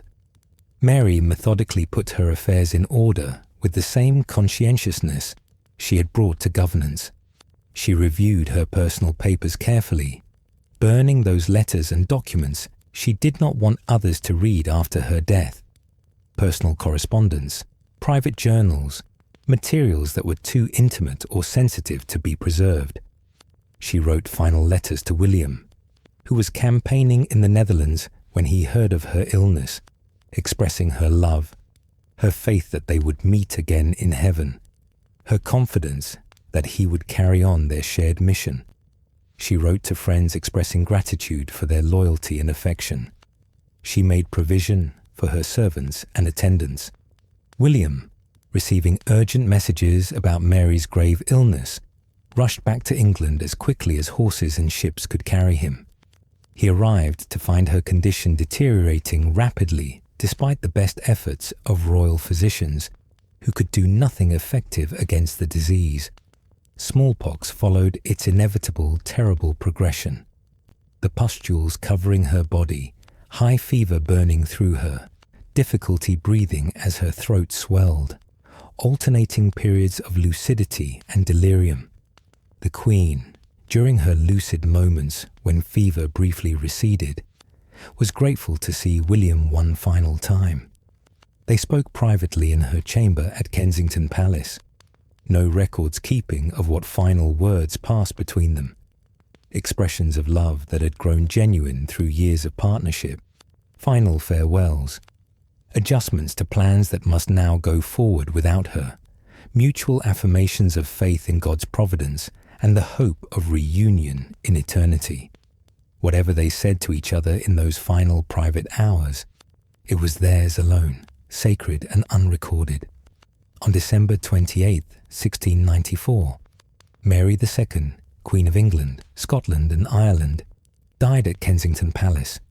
She was only 32 years old, the same age her mother Anne Hyde had been at death. Her death devastated William in ways that surprised many observers who had seen him as emotionally cold, incapable of deep feeling, too absorbed in war and politics to truly love. He wept uncontrollably when told she had passed, something witnesses had never seen from the stern Dutch king. He shut himself away for days in his private apartments, refusing to conduct any business or see anyone except his closest personal attendants, clearly suffering profound and overwhelming grief. When he finally emerged after nearly a week of seclusion, he was haggard, aged seemingly 10 years in days, his face drawn and grey, clearly suffering the deepest loss of his life. At Mary's death, a ring was discovered tied around William's arm with a black ribbon. Inside was a lock of her hair from their wedding day 17 years earlier, which he had carried with him through all those years and battles and political struggles. He ordered that the ring and lock of hair be buried with him when his own time came, unable to bear parting with this last physical connection to his wife even in death. The depth and sincerity of his loss revealed to England and Europe how genuine their partnership had been, how real the love that had grown from such unpromising political beginnings. The political marriage arranged by Charles II in 1677, begun with Mary's tears and William's cold calculation, had become through patience, compromise, shared faith, and mutual respect a true love match that sustained them both through extraordinary challenges. Mary was buried at Westminster Abbey after an elaborate funeral on March 5, 1695. The ceremony cost an enormous £50,000, far more than Mary had wanted in her instructions requesting simplicity and minimal expense. But William insisted on honouring her as magnificently as the Treasury could afford. Henry Purcell, England's greatest composer, was commissioned to write music for the occasion. His funeral compositions, particularly the famous Funeral March, with its mournful drums and solemn brass, created a soundscape of grief that perfectly captured the nation's mood. This same march would centuries later be used famously in Stanley Kubrick's film A Clockwork Orange, introducing Purcell's Baroque funeral music to modern audiences. Parliament and the English people mourned genuinely and deeply. Mary had been truly loved in ways that William, for all his accomplishments, never would be. Her kindness, accessible warmth, visible piety, and graceful navigation of her role had won hearts throughout the kingdom. Her death removed a softening, humanizing influence on William's rule and left him to govern alone for his remaining years, without the partner who had balanced his harsher qualities with her gentler virtues, without the one person he had truly loved and trusted completely. For William, Mary's death marked an absolute and permanent transition from partnership to solitary rule. He would reign alone for the remaining 8 years of his life, never remarrying despite occasional suggestions that he should seek another wife who might provide an heir. He could not replace Mary, would not try. He would carry forward their shared mission, the defense of Protestant Europe, the limitation of French power, the transformation of England into a major European force, because it was what she would have wanted, what they had worked toward together. He would not abandon these goals merely because he now worked alone and grieving, as sleep draws very near now. Picture Mary in her final days, calm and faithful, accepting with Christian resignation what must come. See William receiving the news of her death, his careful composure finally and completely breaking for the first time in his adult life, the private grief of a man who had found love relatively late and lost it far too soon. Let the sorrowful beauty of Purcell's funeral music echo softly in your mind, the solemn drums and mournful brass accompanying a queen to her rest. Close your eyes and drift gently away, peaceful in the knowledge that even in endings there can be grace, dignity, and the certainty of love that death cannot entirely erase. After Mary's death in December 1694, William ruled England, Scotland, and Ireland as sole monarch. The joint monarchy, established by the Glorious Revolution, ended, and he became solitary sovereign of 3 kingdoms. But ruling without Mary proved far more difficult, lonely, and frustrating than governing with her had been. She had been his essential link to English affection and acceptance, the humanizing presence that softened his foreign strangeness and made the Dutch king palatable to English sensibilities. Without her, William seemed more alien than ever, more Dutch, more distant, more focused on continental wars that ordinary English people did not understand and increasingly resented funding. His popularity, never strong even at the best of times, plummeted dramatically after Mary's death.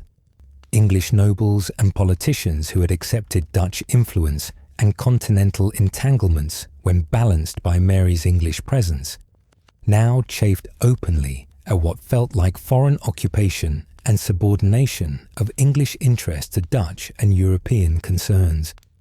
Parliament grew more restive, questioning military expenditures more sharply, criticising William's continued reliance on Dutch advisers, complaining that English resources were being drained to fight wars in Flanders that seemed to bring no decisive results or clear benefits to England itself. Jacobite propaganda intensified and became more vicious, spreading rumours systematically about William's supposed homosexuality, his alleged tyranny, his cold indifference toward English traditions and customs. Pamphlets circulated describing lurid and probably false sexual encounters with his male favourites.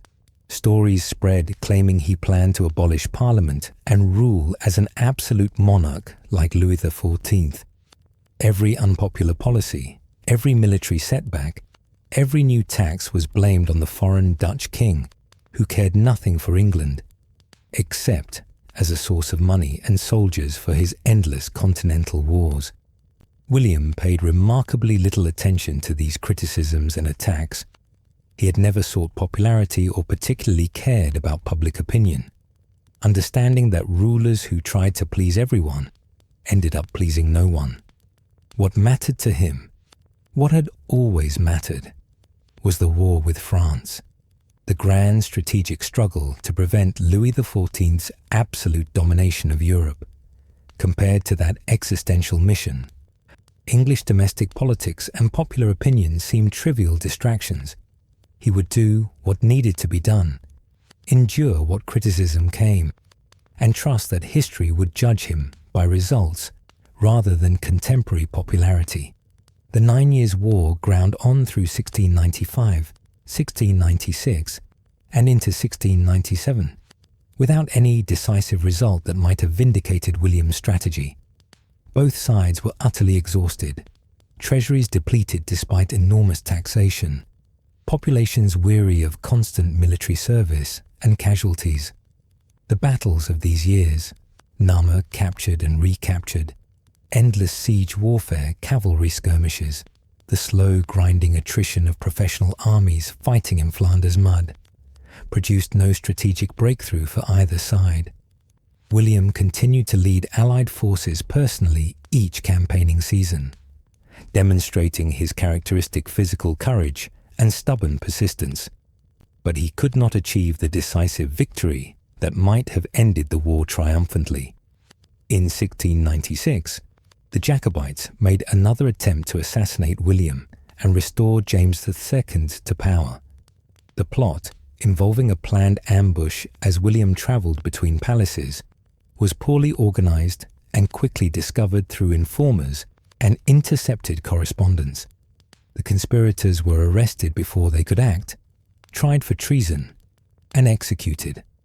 The assassination attempt, rather than weakening William's position as plotters hoped, actually strengthened it temporarily by rallying English support. Parliament, whatever its frustrations with William and disagreements over policy, did not want to see him murdered and replaced by Catholic James. The plot's failure further confirmed that James's cause was hopeless. Even his most dedicated supporters could not organize an effective challenge to William's rule. Louis XIV, recognizing the military and economic stalemate, and facing other pressures, including the need to prepare for the looming Spanish succession crisis, finally agreed to serious peace negotiations. The Treaty of Rijswijk, signed in September 1697, officially ended the 9 Years' War. The terms were relatively moderate and carefully balanced, territorial exchanges roughly even, trade agreements restored, most conquests from both sides returned to pre-war status. Most significantly for William personally and politically, Louis formally recognized him as legitimate King of England and agreed explicitly to stop providing support for James II's restoration efforts. This diplomatic recognition of the Glorious Revolution's legitimacy was perhaps William's greatest victory in the entire war. The treaty was not total victory. France remained powerful. Louis XIV's ambitions only temporarily checked rather than permanently defeated, but it represented substantial achievement nonetheless. William had contained French expansion, despite overwhelming initial disadvantages, maintained the Grand Alliance despite enormous difficulties and competing national interests, and secured international recognition of the revolutionary settlement that had brought him to power. The war had cost England and the Netherlands enormous amounts in lives and treasure, but they had survived as independent Protestant powers and prevented French Catholic hegemony over Europe. For William, who had spent his entire adult life opposing Louis XIV, this represented the achievement of his central strategic goal, even if not as completely or decisively as he might have wished. But peace with France brought new and unexpected challenges domestically. With the external military threat reduced, internal political tensions in England intensified significantly. Parliament grew even more assertive about its prerogatives and rights, pushing back firmly against royal authority in ways that presaged further constitutional development toward parliamentary supremacy. William, ever pragmatic rather than ideological, accepted these limitations on royal power without excessive resistance. He had never particularly cared about absolute monarchical authority for its own sake. What mattered was achieving practical policy goals, and he could work effectively within parliamentary constraints if necessary. The question of succession became increasingly urgent and concerning as William aged without children and his health declined. William and Mary had produced no children during their marriage, despite 3 pregnancies that ended tragically. Anne, Mary's younger sister and heir to the throne, had endured an almost unbelievable series of reproductive tragedies, 17 or 18 pregnancies, records differ, over 20 years, most ending in miscarriage or stillbirth. Only one child, William Duke of Gloucester, survived past infancy, and even he was sickly and weak. If both William and Anne died without surviving heirs, an increasingly likely prospect given their ages and health, who would rule England? The prospect of the crown reverting to James Francis Edward Stuart, James II's Catholic son raised in France, was constitutionally and religiously unthinkable to Protestant England. In 1701, Parliament passed the Act of Settlement to address this succession crisis. The Act established that after Anne and any surviving children she might still have, though this seemed increasingly unlikely, the throne would pass to Sophia, Electress of Hanover, and her Protestant descendants.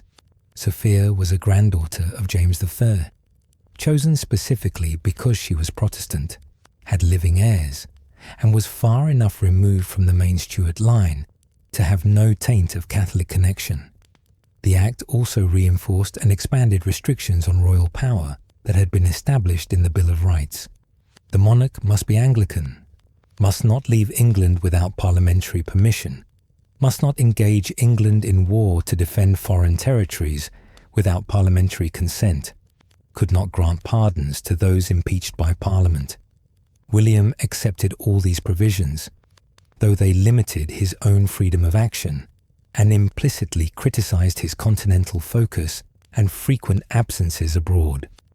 What mattered overwhelmingly was securing Protestant succession permanently and preventing any possible Catholic restoration.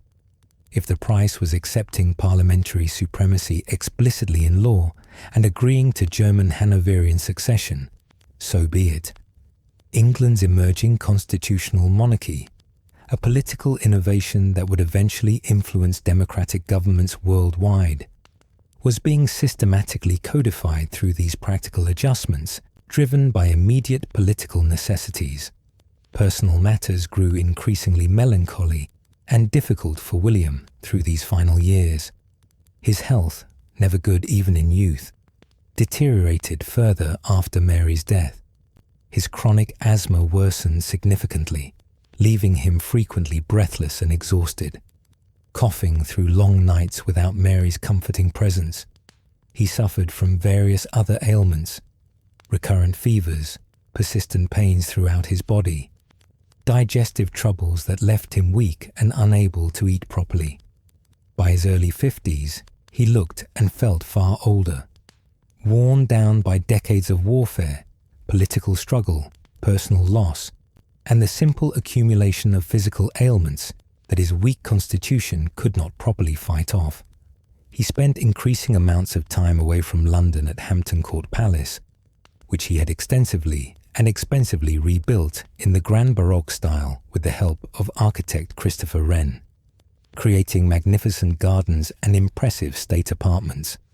He also frequented Kensington Palace, which Mary had loved and where her presence still seemed to linger in every room and corridor.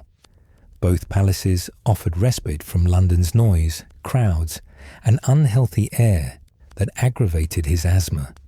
He could walk in elaborate gardens he had commissioned, breathe air less fouled by coal smoke, find some measure of peace away from political pressures.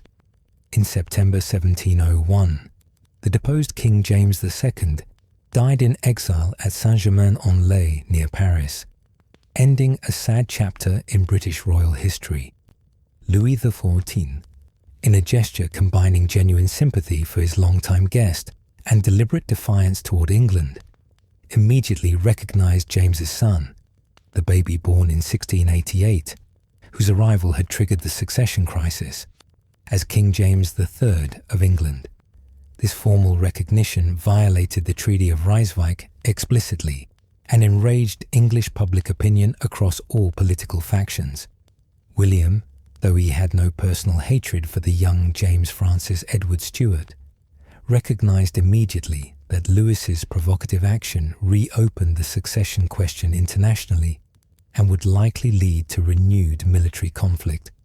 Indeed, a new and potentially even more serious crisis was developing rapidly around the Spanish succession. Charles II of Spain, childless, sickly, and expected to die at any moment, ruled an enormous empire.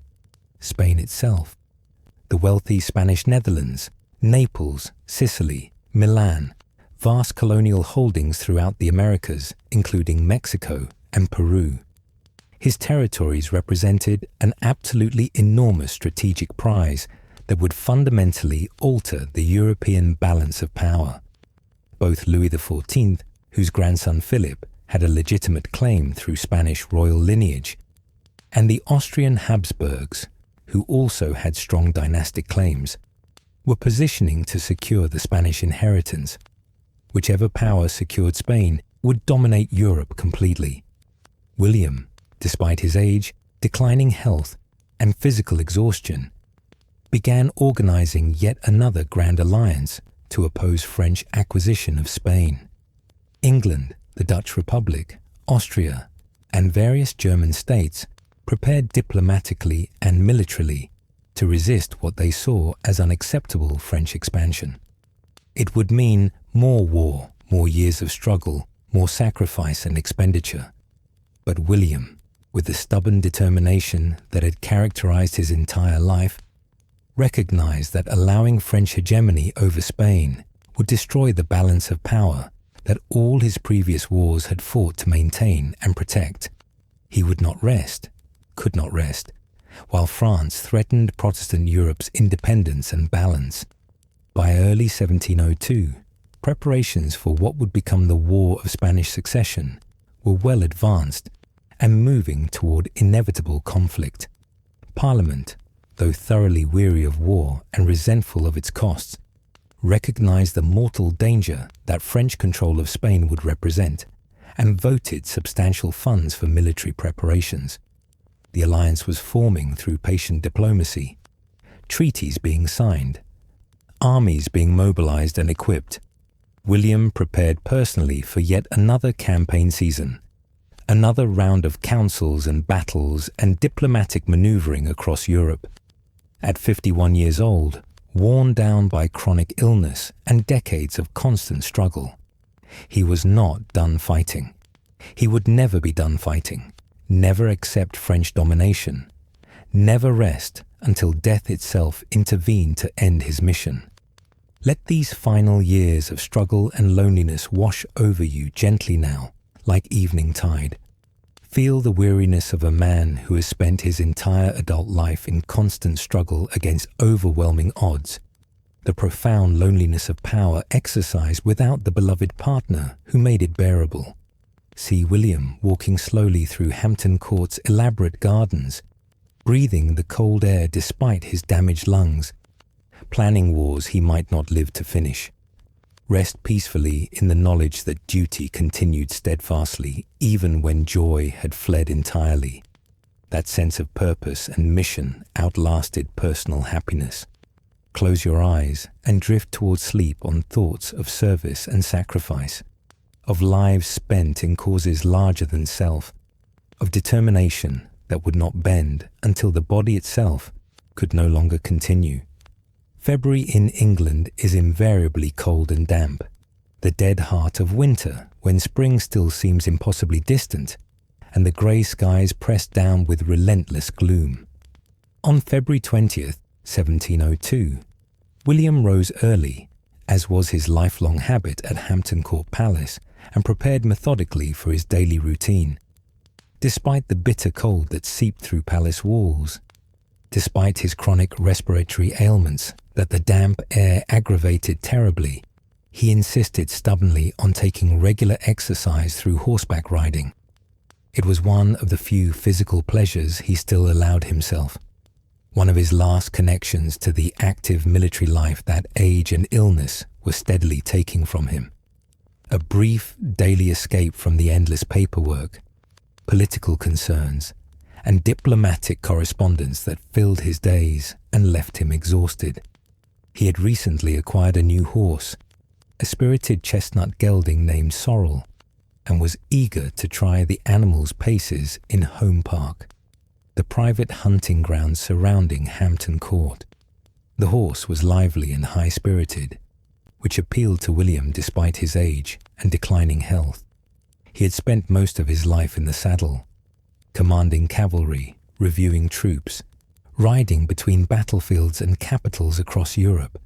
He was an accomplished and confident horseman who understood horses instinctively and trusted completely his ability to manage even temperamental or difficult mounts. The king set out into the park accompanied only by a small escort of guards and grooms, as was his custom for these informal morning rides.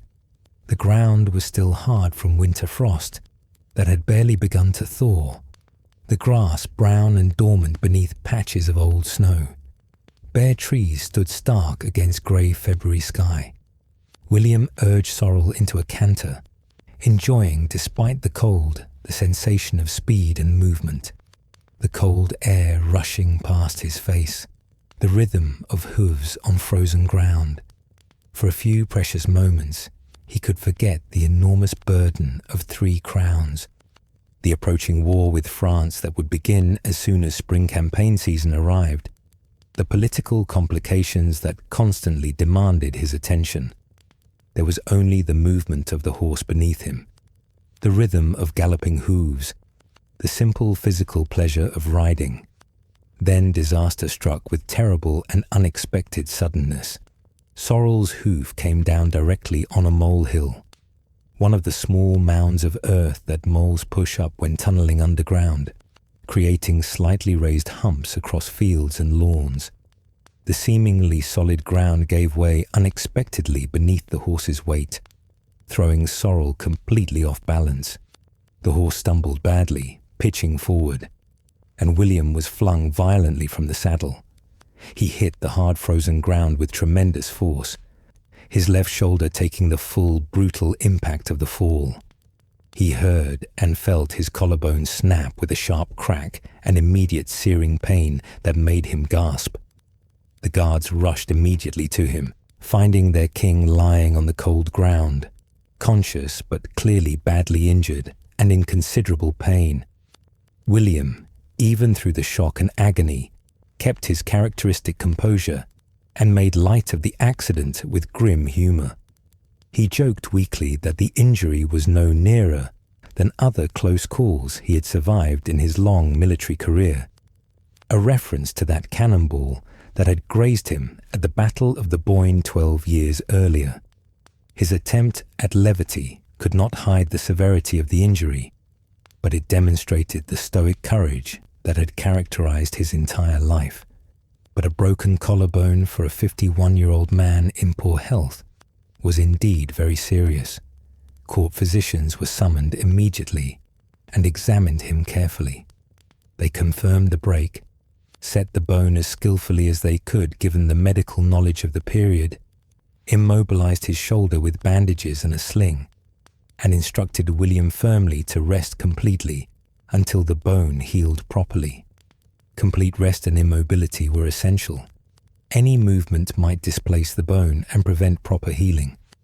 But William, demonstrating the stubborn determination that had marked his entire life, insisted against medical advice on being moved from Hampton Court to Kensington Palace in London.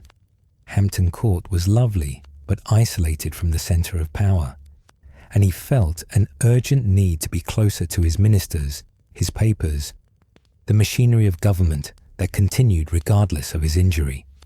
The doctors protested vehemently that the journey would be dangerous, that moving him risked doing further serious damage to the broken bone, that he should remain still until significant healing had occurred. William overruled them completely. He was the king, the decision was his to make, and he would go to Kensington regardless of medical concerns. The coach ride to London proved absolutely disastrous for William's injury. The roads were poor even by the standards of the time, rutted and frozen, and the royal coach lurched and swayed constantly despite the best efforts of coachmen to drive smoothly. Each bump, each sudden movement, sent shocks of pain through William's shoulder and displaced the carefully set bone. The journey, though only about 12 miles, must have been agony for him. Hours of constant jarring and pain, unable to brace himself properly because of the sling, feeling his shoulder deteriorating with each mile. When William finally arrived at Kensington Palace, clearly in terrible pain, and far worse than when he had departed Hampton Court, the doctors had to reset the collarbone again. The second setting was considerably more difficult, more painful for William to endure, and the bone's alignment was not as good as the first careful setting had achieved. The damage from the coach journey could not be entirely undone, but there was nothing more to be done medically except wait, hope, and pray for healing. For approximately the next 2 weeks, William seemed to be recovering reasonably well despite the complications. The bone appeared to be knitting together gradually. The intense pain was subsiding to a dull ache. The swelling and bruising were reducing. He began conducting some government business from his bedchamber, signing essential papers, consulting with key ministers about preparations for the coming campaign season, dealing with the most urgent matters that could not be delayed. His spirits improved as the initial shock of the accident faded and healing seemed to be progressing.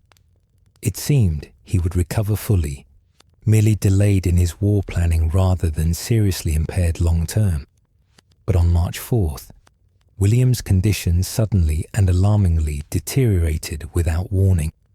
He developed a high fever that left him sweating and shivering alternately, and he began having severe difficulty breathing, far more difficulty than his chronic asthma alone would cause. The doctors, examining him with growing alarm, realized with horror that pneumonia had set in. William's lungs, already severely damaged by decades of asthma and the constant damp cold of English and Dutch winters, could not fight off the bacterial infection that had invaded his respiratory system. Pneumonia, in 1702, was often fatal, especially for someone of William's age and compromised health. There were no antibiotics, no effective treatments beyond keeping the patient comfortable and hoping their body's natural defenses might rally and fight off the infection. The doctors could do pitifully little. They bled him following medical practice of the time, which probably weakened him further by reducing blood volume and oxygen carrying capacity, administered various herbal preparations that had no effect on bacterial infection, applied poultices, and performed other useless treatments. Mostly, they could only wait helplessly and watch as William's condition worsened despite all their efforts. William himself, lucid despite his suffering, recognized clearly that he was dying. He had faced death many times before, on battlefields across Europe, in political crises where assassination or deposition seemed imminent, in sieges and dangerous situations throughout his military career. He did not fear death particularly. His Calvinist faith had prepared him since childhood to accept God's will, and he had lost so much already that death seemed almost welcome as rest. He had lost Mary 8 years earlier, had spent his entire adult life in constant, exhausting struggle, had achieved what he could of his mission. If God called him home now, he was ready to go. He made his final arrangements with characteristic practical efficiency, ensuring the succession would be smooth and his unfinished business properly handled. He spoke with his most trusted advisors, giving final instructions about the coming war with France, about diplomatic alignments, about threats to watch for. The war must continue without him. The Grand Alliance must be maintained. French ambitions must be checked. Protestant Europe must be defended. These causes mattered far more than his individual life. They were what he had spent himself to achieve, and they must not be abandoned merely because he was dying. On March 7th, William was so weak he could barely whisper, his voice reduced to a faint rasp by the fluid filling his lungs. Friends and ministers came to his bedside, offering what comfort they could to a dying king. William, though he could hardly speak, managed to convey his final wishes and thoughts. His mind remained clear even as his body failed. He understood exactly what was happening, accepted it calmly, and focused on ensuring continuity and maintaining the mission after his death. Through the long night of March 7th into the early morning hours of March 8th, William's breathing grew progressively more labored and shallow, the terrible rattling sound of pneumonia drowning him from within, clearly audible to those attending him.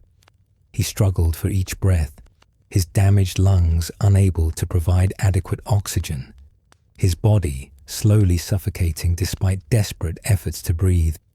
Just after 8 o'clock in the morning on March 8th, 1702, William III and II, King of England, Scotland and Ireland, stadtholder of the United Provinces, Prince of Orange, died quietly at Kensington Palace. He was 51 years old, having ruled England for 13 years and the Netherlands for 30. The post-mortem examination, conducted with scientific precision 2 days later on March 10th, confirmed what everyone already knew. The collarbone had been healing normally. The riding accident itself, though painful and inconvenient, had not been inherently fatal. A younger, healthier man would almost certainly have recovered completely. But William's lungs were found to be in absolutely terrible condition, filled with fluid and infected tissue, severely scarred and damaged from decades of chronic asthma and repeated respiratory infections.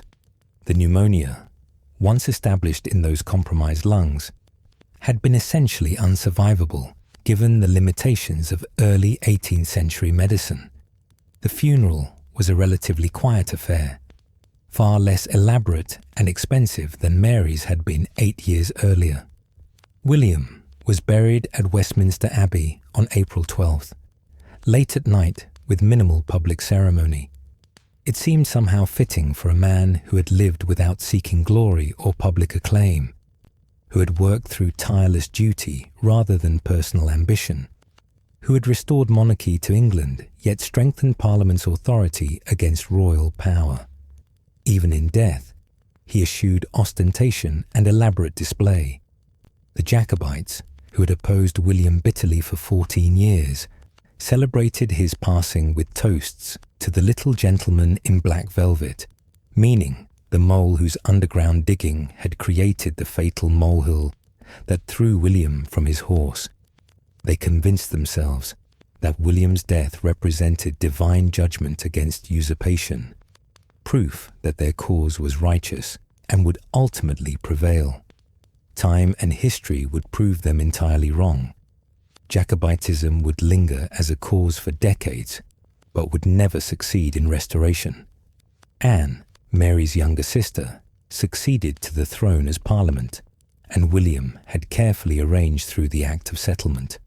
She ruled with moderate success for 12 years, continuing the War of Spanish Succession under the brilliant military leadership of John Churchill, Duke of Marlborough. That war, which William had organized but not lived to fight, ultimately achieved his strategic goal of containing French power and maintaining the European balance of power that prevented hegemony by any single nation. More importantly for the long term, the constitutional settlements established during William's reign endured and strengthened over time.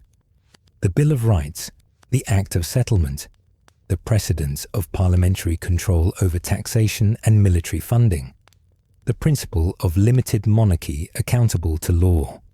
All these survived William's death and became permanent foundations of British constitutional government. The idea of constitutional monarchy, of a sovereign who ruled within legal constraints rather than by claimed absolute divine right, became the distinctive British contribution to political thought and practice. When the Hanoverian succession occurred peacefully in 1714, with George I's accession, establishing the dynasty that continues, through various name changes, on Britain's throne to this day. It happened without serious resistance because William's glorious revolution had firmly established the principle that Parliament, not hereditary right alone, ultimately determined who would rule and under what limitations. William's personal legacy is genuinely complex and often underappreciated by those who don't understand the context and pressures of his era. He was not a particularly lovable king in life. Cold in manner, focused obsessively on continental wars that ordinary Englishmen did not fully understand or care about, foreign in accent and customs despite his English blood. His reign brought heavy taxation, constant warfare, and the transformation of England from an agricultural society into an increasingly militarized state geared toward European power politics.